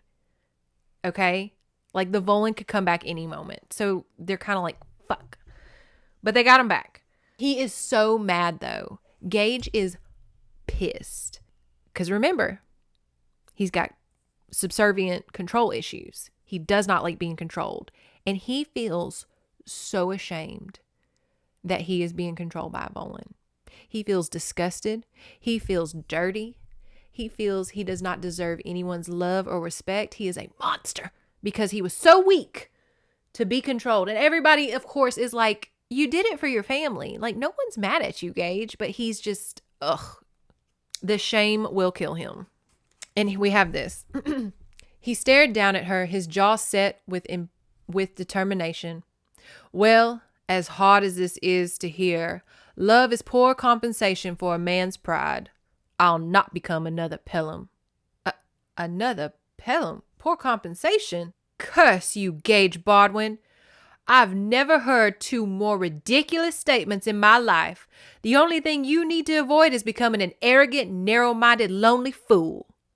I warn you, Muriel, I don't like being called a fool. Then accept help from others. For once in your life, you thick-skulled man, including from me. You insult me with your implication that I'm incapable of supporting you in your time of need, or that the depth of my love is insufficient for the task. A flush suffused his rugged features. I didn't mean to imply. Oh, I know what you did and didn't mean to imply. And I also know you just didn't think. For the time has come to change that, my handsome tracker. If that is, you hope to maintain any kind of relationship with me. Not to mention, Taryn added gravely, assist in the battle against the Volans. Like, Taryn, he's just always interjecting in these. He's just like, remember our planet's being enslaved, fellas. Just gonna put that on the docket. I know y'all are fighting for your love, but planet's being enslaved. Probably be the top of our list. We get to the morality, if you will, of war. And I find this very interesting in this novel because Gage and Taryn want to eliminate all Volans. They're parasites. Ew. They want to enslave all humans. To do so, they have to take over, and it deteriorates the human's body. So they're constantly just, it's a parasite. However, Rand, the Volan, is like, don't we deserve to live too? We're just trying to survive. We're just a species trying to survive. That is what every species does. And then it's just back and forth of like, but you need human hosts. And what could we do? What is the outcome that could happen? And this isn't said in the books, but like I was talking about it with my husband of like, how could you consensually have this relationship with a parasitic alien species that just wants to survive, but at the same time they deteriorate the human host? So what do you do? Of course you would try to create something that they could live in permanently, but in the meantime, like, do you just give them like terminally ill bodies? They can't take over dead bodies. Do you give them people? I guess people just, if they're like, I'm not having a really good go at life, I'll let an alien have it. Like a consensual kind of thing. I don't know, y'all. It's a hairy situation. They make a secret army. Taryn and Rand discuss the future because Rand does not want to go back to the hive. He's had a bite of human life and he's like, I don't want to go back. And he kind of reminisces on what it's like to live in a hive mind in the biosphere now that he has something to compare it to. And it's very interesting. But he also feels guilty for taking away Tormund's, this man's life. He's like, I'll burn Tormund's body out. I can't stay, but I don't want to go back to the biosphere. What are we going to do? Again, Rand's story. You're just like, oh my God, he got a soul, but he can't stay. Gage's body will burn out too, y'all. Remember, he's got a Volan still in him. He can't just vibe with a Volan. It will burn him out. Gage and Muriel break up again. He's being a drama king about the Volan. We're kind of on the downhill, like we're towards the end here. So I'm going to kind of get to the point. Days later, they prepare to go infiltrate and with their little army. And before they leave, Muriel and Gage hold their baby. They hold Curran. And for once, the trio is a family. And Curran calls Gage Papa. And you're like, oh, oh, it's so fucking cute. And it's sad. But he looks up at Gage and he's like, I love you, Dad. And Gage is like, oh, there's my heart. No, there's my heart right there. And Muriel's just like, we're a family. I hate you, Gage, but we're a family. Gage realizes, as he has a son now, and he's like they're a family, and he's acknowledging his son, he realizes, I may have mommy issues. Because now he's a parent, and he's realizing, as we all do, I'm not saying you have to become a parent to see parental trauma, but it does definitely, when you have your own kid, and you then reflect on how your parents treated you, and you're like, oh, so y'all really didn't give a fuck, huh? Y'all were just like, yeah, not to get too into it, but it's very that. He's like, now that I have a son and I'm feeling parental feelings, I'm now seeing I might have mommy issues. So he's acknowledging, we love a man who acknowledges, hey, I have trauma and it's affecting my relationships. Good on you, Gage. And if you can imagine, they are camping out. It's like, I know what you're saying. Like, where are they? What are they doing? They're throughout this last half of the book, they are doing political strategery and going through the woods and across seas and stuff and trying to build up an army and a lot of political, like Star Wars, Star Trek kind of stuff. I'm telling y'all the stuff I know y'all care about, which is the human interactions. But Gage and Muriel are, of course, fighting again. Throw a dart at the board. Yes, that's what they're fighting about. But Rand is now watching them, and it says, the Volan sat there for a long while, his own cup of faba untouched in his hand, marveling at the extremes to which love drove humans. Marveling and doubting for the first time whether he wished to allow such insanity to ever rule him. Because he's watching these two people just like fuck and fight. And he's like, I don't know, it kind of sounds exhausting. It is, Rand, it is. We have this chapter here. They battle like weird space creatures. Gage breaks his leg. There's 2 volcanoes erupting. So they have to get off this island. They get into their spaceship as the volcanoes are erupting. Gage has a broken leg, remember. Rand's carrying him, which is awkward. They get into the spaceship. The spaceship crashes into the sea where the sea monster is. Rand and Muriel swim to a shore of like another piece of land. Gage, and the sea monster's coming for him. Gage sacrifices himself so that the Volan inside him will die as well. Imagine Muriel's response, okay? Rand's holding her back. She's saying, no, Gage, no. And Gage is like, I have to save you. I have to save Kieran. This way, if I die, the Volan die in me. And you're just like, no, Gage, no. Cut to Muriel is back at her planet in her castle. She has searched for Gage for 6 days, y'all. And everybody at the castle is like, Muriel, give it up, girl. It's been 6 days. It's almost been a week. He's dead. Let it go. And here we have Rand. He's going to talk to Muriel. Rand's brows knitted as he scanned her face. You look awful, Muriel. You've got to stop your mourning and get on with your life. Bardwin's gone, and it's for the best. How can you say that? You of all people have no right to judge Gage or determine what's best for him. On the contrary, I, of all people, do have that right. Something painful flickered in his eyes. We shared similar dilemmas. Bardwin's was whether his life was more important than the lives of others, and mine is, and always has been, whether I have the right to steal another's body, even if for the ultimately good purposes.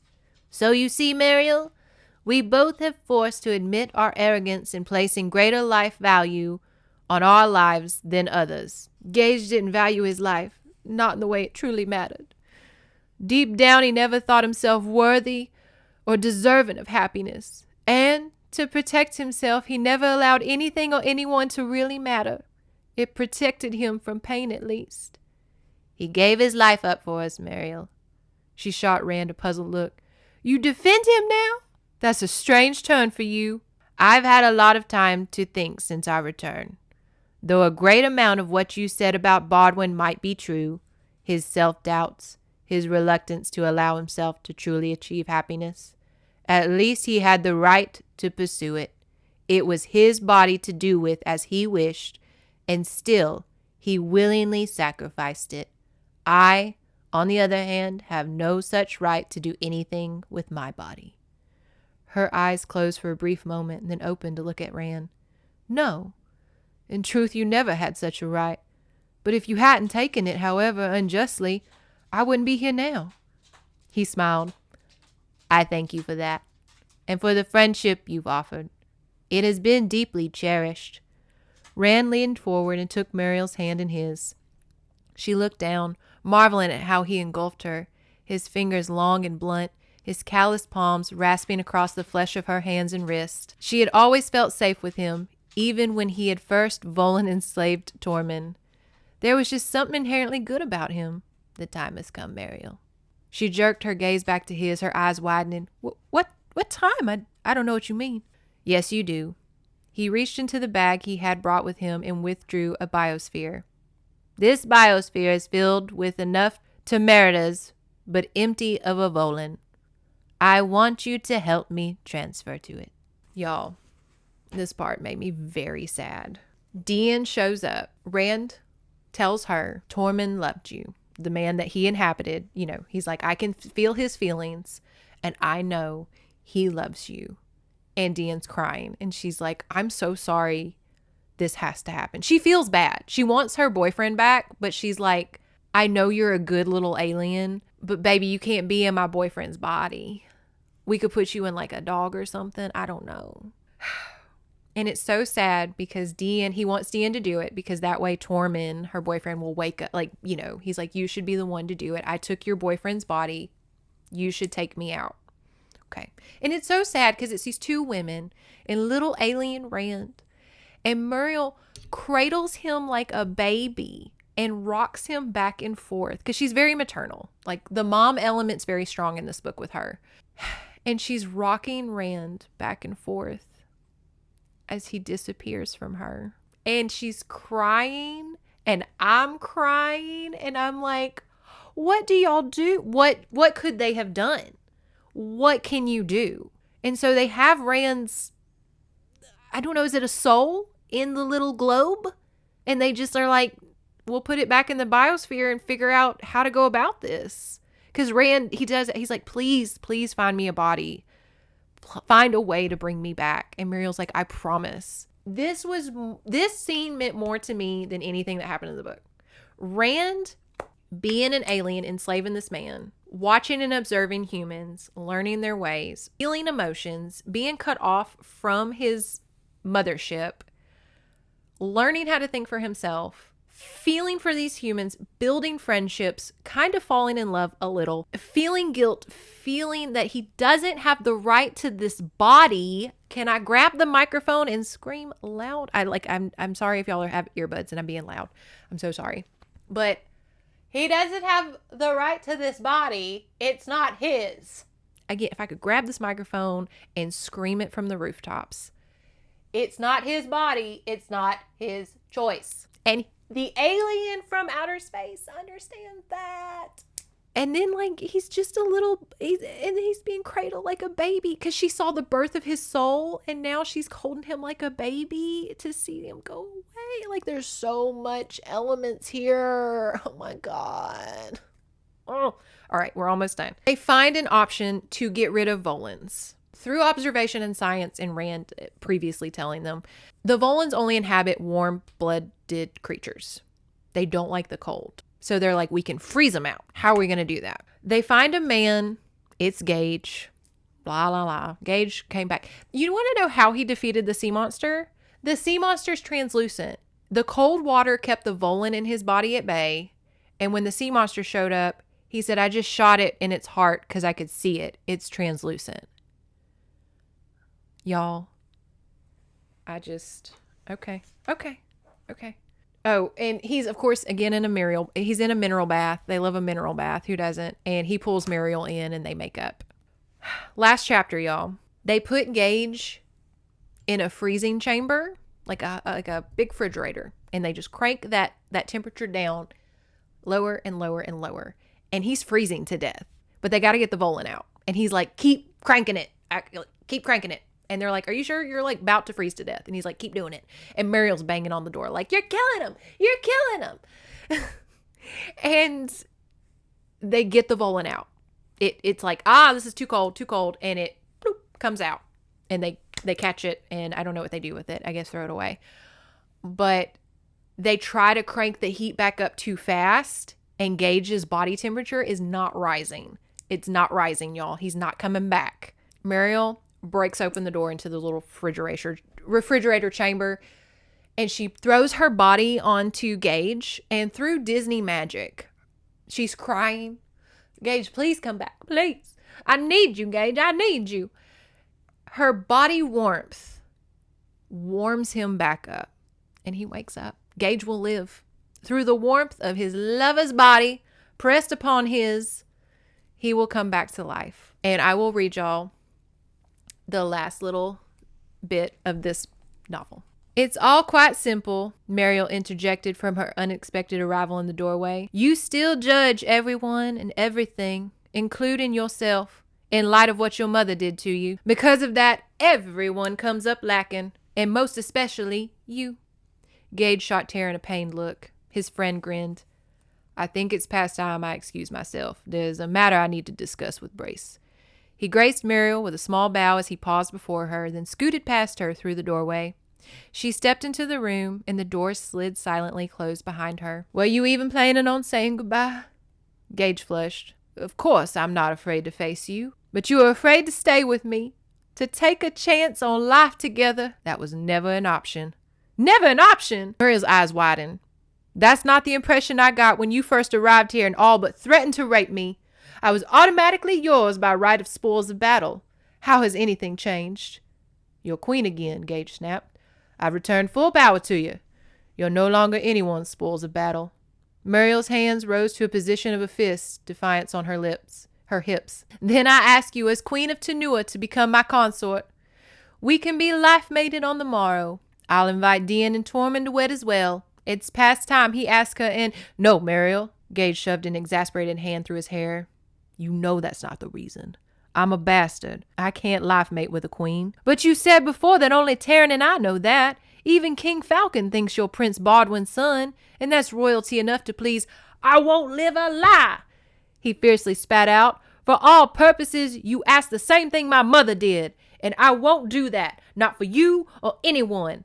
I have little honor left as it is. I won't compromise on that. Hot color stole into Muriel's cheeks. You're right, of course. I beg pardon for even suggesting such a thing. I just can't bear to lose you. I'll do almost anything to keep you with me. Hot color stole into Muriel's cheeks. You're right, of course. I beg pardon for even suggesting such a thing. I just can't bear to lose you. I'll almost do anything to keep you with me. Her voice broke, her head lowered. Pain slashed through Gage. Gods, he couldn't bear to hurt her. Yet what other choice was there? He covered the short distance between them, pausing before her. Gage captured Muriel's face, cradling it between his two large hands. Look at me. She lifted a tear-bright gaze. Bitter regret was carved in his handsome features. An aching gentleness gleamed in his compelling eyes. But despite it all, there was no glimmer of a weakening in his resolve to leave. Despair filled her. There was nothing more she could do. Nothing. She had fought so hard to win him, but in the end it had all been in vain. She was beaten at last. The door slid open behind them. Muriel whirled around.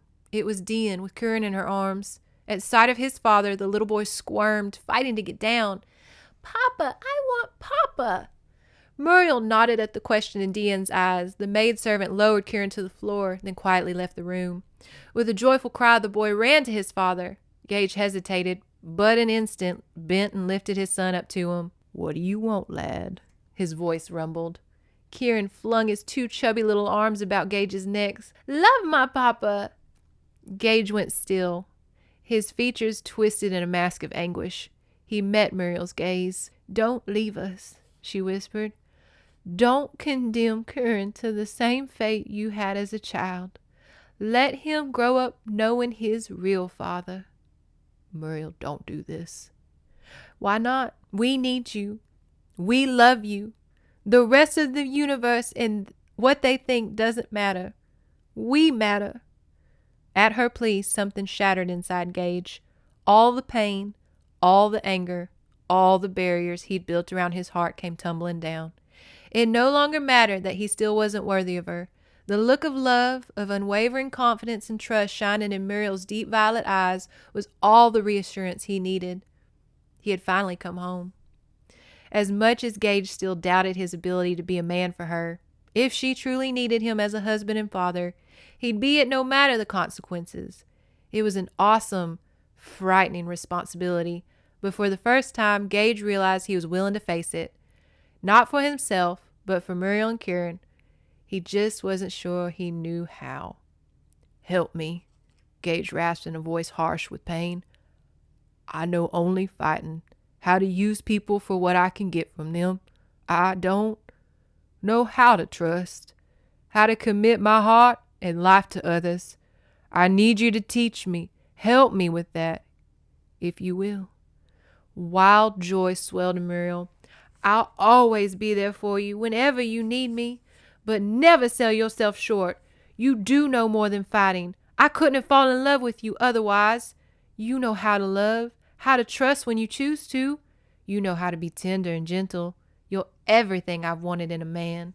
Just as you are everything I've wanted in a woman, even when I didn't know what I wanted in a woman. Your gentleness, compassion in all things female, yet the heart and courage of a warrior as well." Have I now?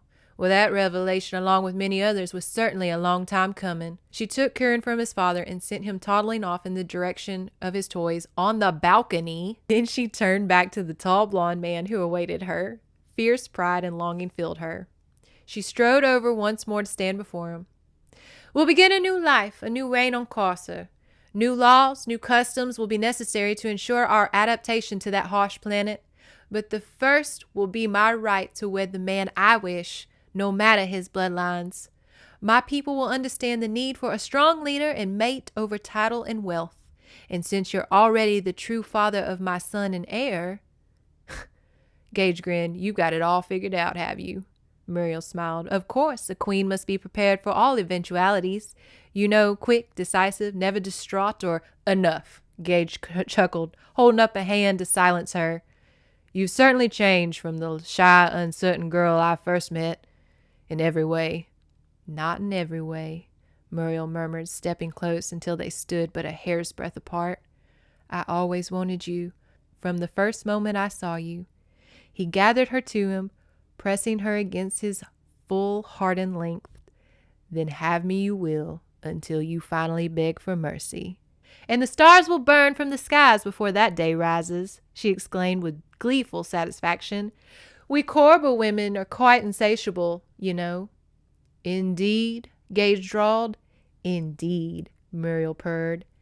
Then, entwining her arms about his neck, she lifted on tiptoe to kiss her handsome tracker firmly and most possessively on the lips. That's Firestar by Kathleen Morgan, y'all. Okay, Montana State of Mind, my thoughts and opinions. What the fuck happens to Rand? I'm so concerned about Rand, y'all. Where is he? What will they do?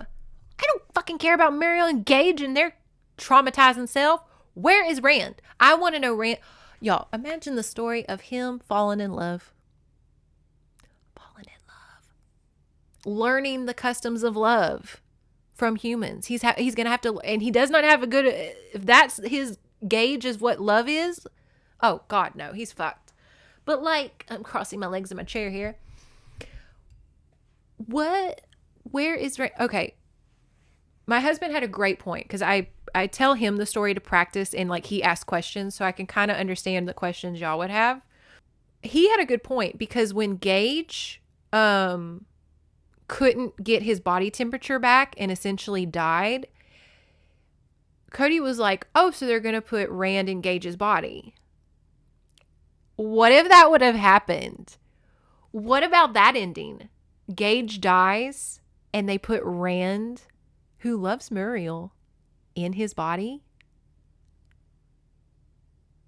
I'm just sitting here in silence if you're listening. Like, nothing cut out, but like, I kind of love that.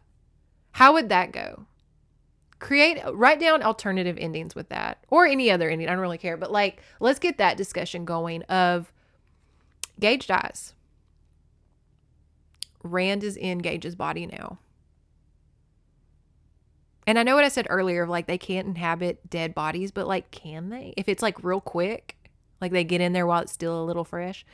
I don't know. It seems like a really terrible species that you have to constantly inhabit fresh bodies. Because what if they do fall in love with that body and then they're like, oh, this one's burning out, I got to go be in another body. And you're like, well, I'm not attracted to that body. So they're going to have to come up with a third party. They're going to have to come up with like an avatar, like a little robot or something that can take on in like that biosphere. Sci-fi shit gets you thinking. But to the things that was said of like, I love that Muriel had the thing of, do you think a king ever had to do this? Do you think a king ever had to give himself sexually for his people? I'm sure it has happened, but not as widespread as women. And then we have the whole my body, my choice conversation with these aliens. Because remember, Gage's huge trauma is being controlled. His mom tried to control him and he did not like that. And now he does not like it. And then the aliens are trying to control him. Like, if I was an English teacher, I'd be like, let's talk about body autonomy throughout this book. We have Gage being enslaved as a breeder. So we have that discussion topic.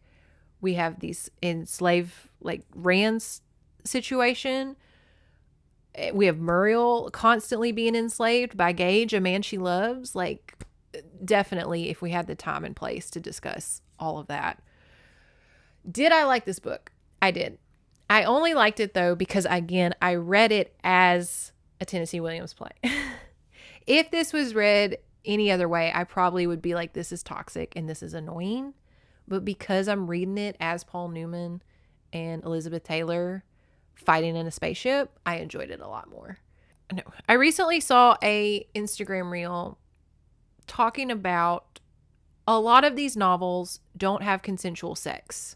And it was saying how back in the day, and we all know this, so this is not like a new thought by any means, but I thought we should discuss it because guess what? All these books are not going to have consensual sex all the time. A lot of them are going to be rape fantasies. I hate to say that.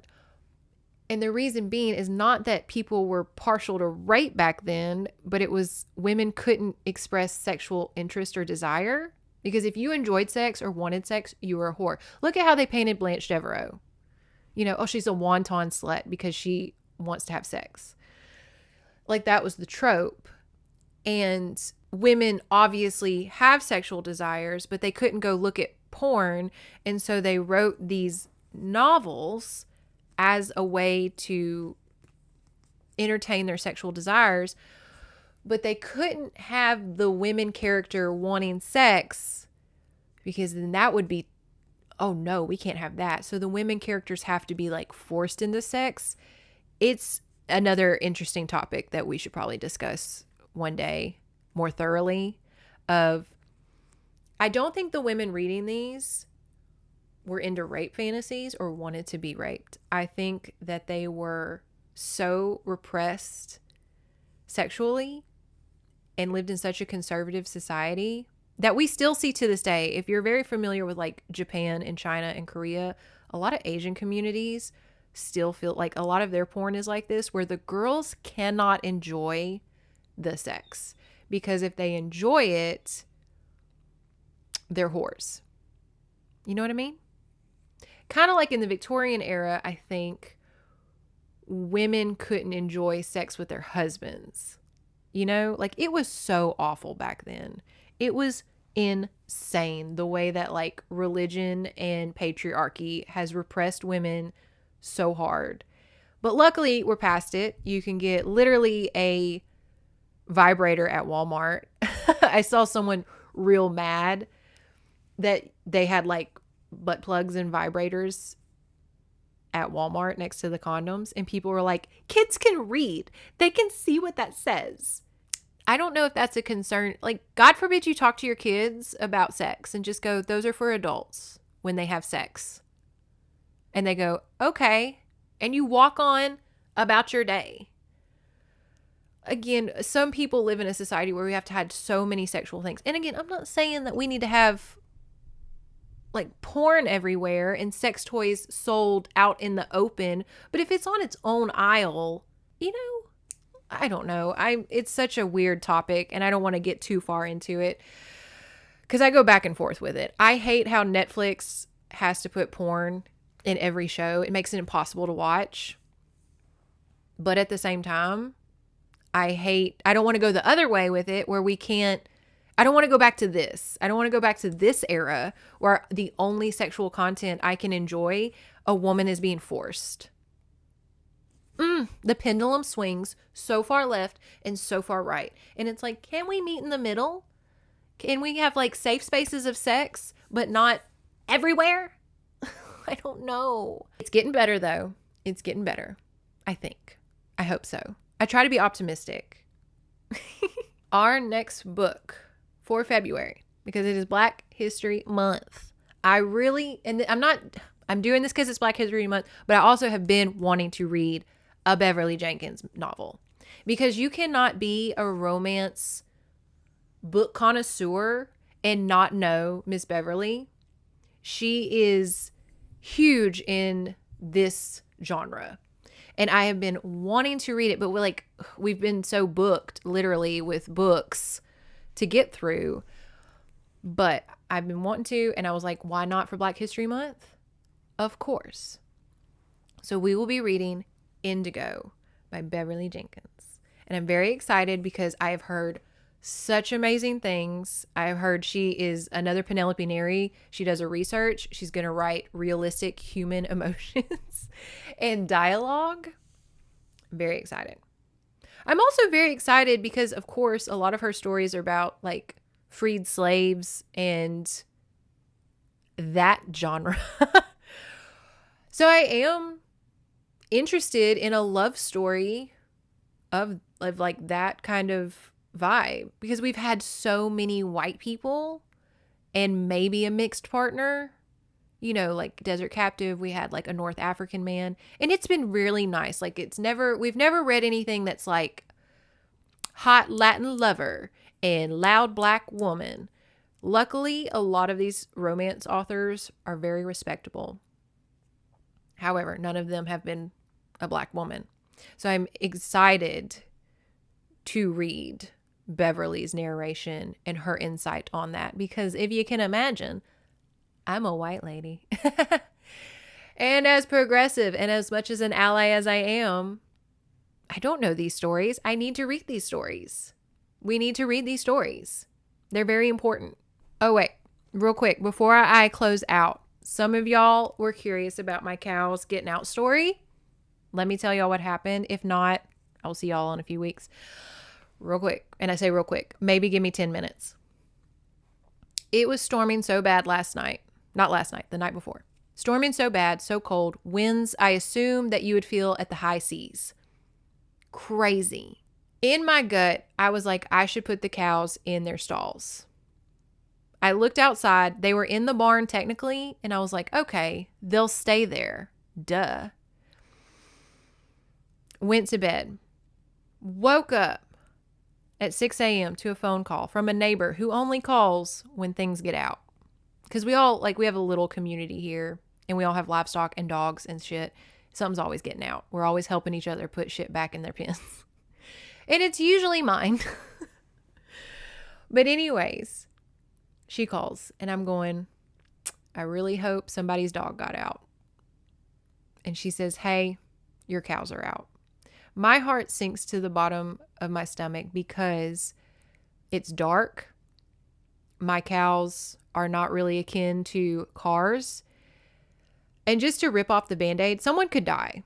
If someone hits a cow, I'll be like liable for like, not murder, but it would ruin me. Okay? Not only would I lose my cows that I love, someone could die. So my heart instantly sinks and I'm like, fuck, where are they? Because I live on a highway. And she says, don't worry. They're at blankety blank's house, half a mile down the road. We all have pastures and stuff. And she's like, they're in her front pasture. She closed the gate. She has them. And so I'm like, fuck. All right. I wake up my toddler. My other kids are with their other parents. We're a mixed family. They're with their other parents. So I just have my youngest with me.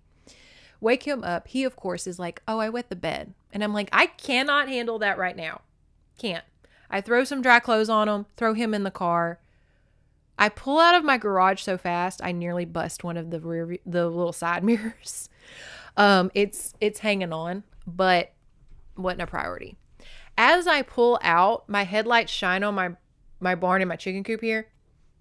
And we have a piece of like sheet metal that serves as a fence that is that is built with wood. And it's so rotted that the wind blew it halfway down. And I was like, ooh, I bet that's where they got out. Because as the storm was happening, I'm sitting here thinking of like, I hope the cows aren't cold. I wasn't even thinking of this old ass fucking farm we have now where we are constantly finding things to fix. Okay? And I know what you're saying, Montana. Why don't you just put brand new fences all around? Like, no one has that money. We are constantly just bandaging and fixing what we find. Didn't even consider that because it's just never been a thing. It's just always been there. Anyways, back up, saw that, went, bet that's how they got out. Went down to my neighbors. They're there. I put my hands on my girls. My neighbor, I said, I don't have a trailer. We just have 2 cows. We don't have enough money for a trailer. They're very expensive. And she owns cattle and horses and says, me neither. Like, no one has a fucking trailer. And that's what I laughed. I was like, all of us have livestock. None of us have a trailer on this highway. No one. Anyways, I said, can you give me a few hours to try to find a trailer? Because it's either get a trailer or walk them down the highway back to my house. It's half a mile with cars. I really don't want to do that. She says yes. Now, I take my son to daycare. I have a Pilates class signed up. I'm talking to my husband on the phone. He's out of town. The cows only get out when he's out of town. They only get out when Cody's not home. So I have to do this shit by myself every time. He's been home when my neighbor's cattle got out, but not ours. Anyways, he's trying to help as best as he can. He's like, do you need me to call the fire department? Do you need me to call, who can we call? I'll post on Facebook. Like, he's trying to do as best as he can. There's nothing I can do for a few hours because we got to wait for someone to offer us a trailer. I called some other neighbors, by the way, and I was like, put the call out to find me a trailer, please. And they said, we got it. And I can't miss Pilates. Like, I don't want to miss Pilates because they'll make me pay like $30 because I missed the class because you have to reserve one of those machines. And I was like, I'm so cheap. I don't want to miss the Pilates class because I paid for it, but I'm going to feel like a piece of shit if I go to Pilates class while my cows are in somebody's yard. And Cody was like, just go to Pilates, use it as an excuse to think of a plan. And, so I went to Pilates. Okay. I went to Pilates. What was I supposed to do? Came home refreshed. The girls were still in the yard. I met the husband. A great way to meet your neighbors is when your fucking cows get in their yard. Anyways, met the husband. He was very nice.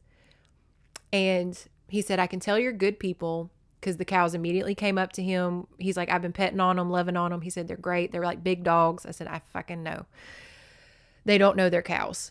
And I said, I'm going to tie them to this telephone pole in your yard so I know they are here. Because he was like, much like me, they bought that house. There's fence line that's been there for like hundreds of years. You don't necessarily, I know you should, but not all of us go and walk down acres of fence line to see where the holes are.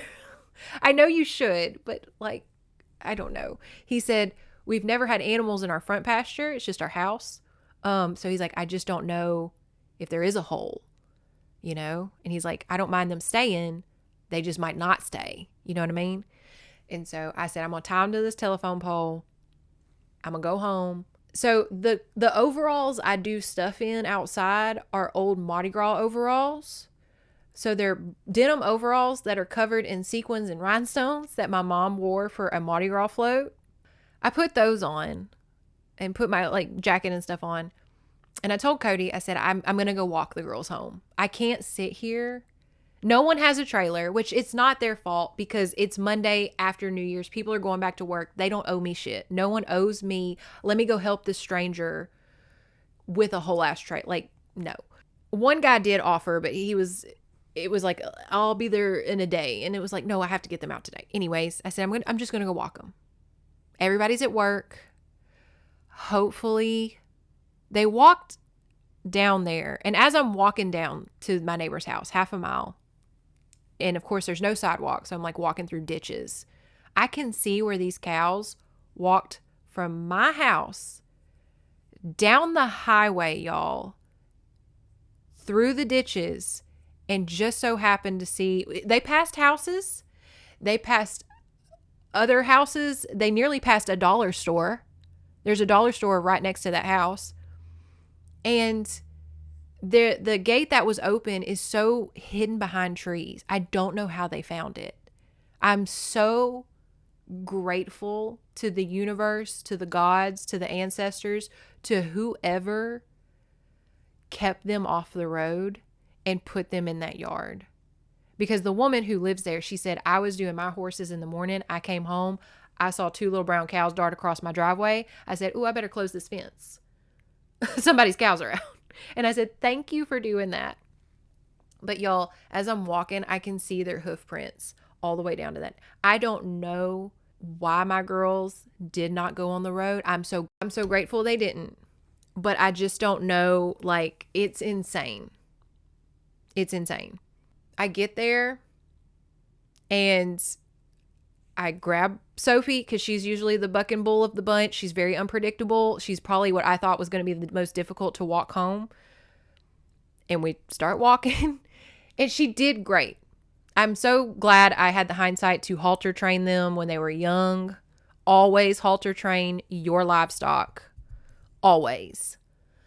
I don't care if it's a goat. I don't care if it's a donkey. Halter train it. So I'm very grateful I did because she led very, very well. We stopped every time a car came by. I would just stop and hold her. You know, I was like, I don't care if it takes me an hour to get home. We'll get you home.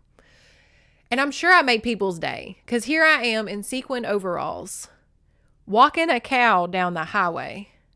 We got to one hiccup where it was either cross the like literal asphalt or go through like a culvert. And I was trying to be safe and I went through the little ditch part. But I forgot cows they don't cross over things. If you're unfamiliar with cattle gates, they're like little bars on the ground that anybody can walk over. Cows do not do that. They don't reverse and they don't walk over stuff. And so I am pulling with all of my might this cow over this like 4-inch little ditch, if you will, like 4-inch by this much. Like it's just a little from the rain. She will not budge. I am whipping her with the end of her rope, not hard, but you know, whipping her, telling her, come on, let's go. Like I'm doing everything I can. I'm pulling the whole time. Cody's on the phone with me because he was like, I want to be on the phone with you on your earbuds just in case something happens. And he's like, what is happening? Because I'm screaming. I somehow get her through it, through strength, tears, crying, begging, pleading. I'm so tired, y'all. It's so cold here. I am exhausted. I've been breathing in cold air. My lungs are on fire. I'm exhausted. And I have a whole nother cow to take home. Anyways, I get her home. And I do the half-mile trek back to that house and get Benny. Now, Benny was looking for Sophie. So the whole time has so much anxiety because they are raised together. Like these cows, when one dies, we're going to have to like kill the other because they just cannot be without each other.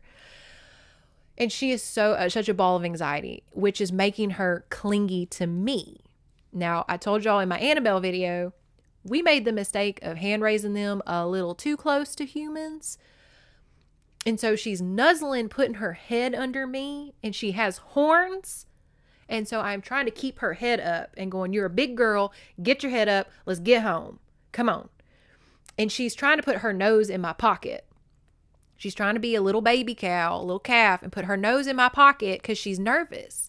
And of course, every goddamn dirt truck is driving by. And we're having to stop. And she is fighting the whole time. I am using every ounce of strength to hold this cow down. I pretty much steer wrestled half a mile. Okay? Didn't lose a nail. Look at this. Didn't lose a nail, y'all. But I steer wrestled for half a mile because that cow was not having it. She was bucking and so scared. I'm not mad at her.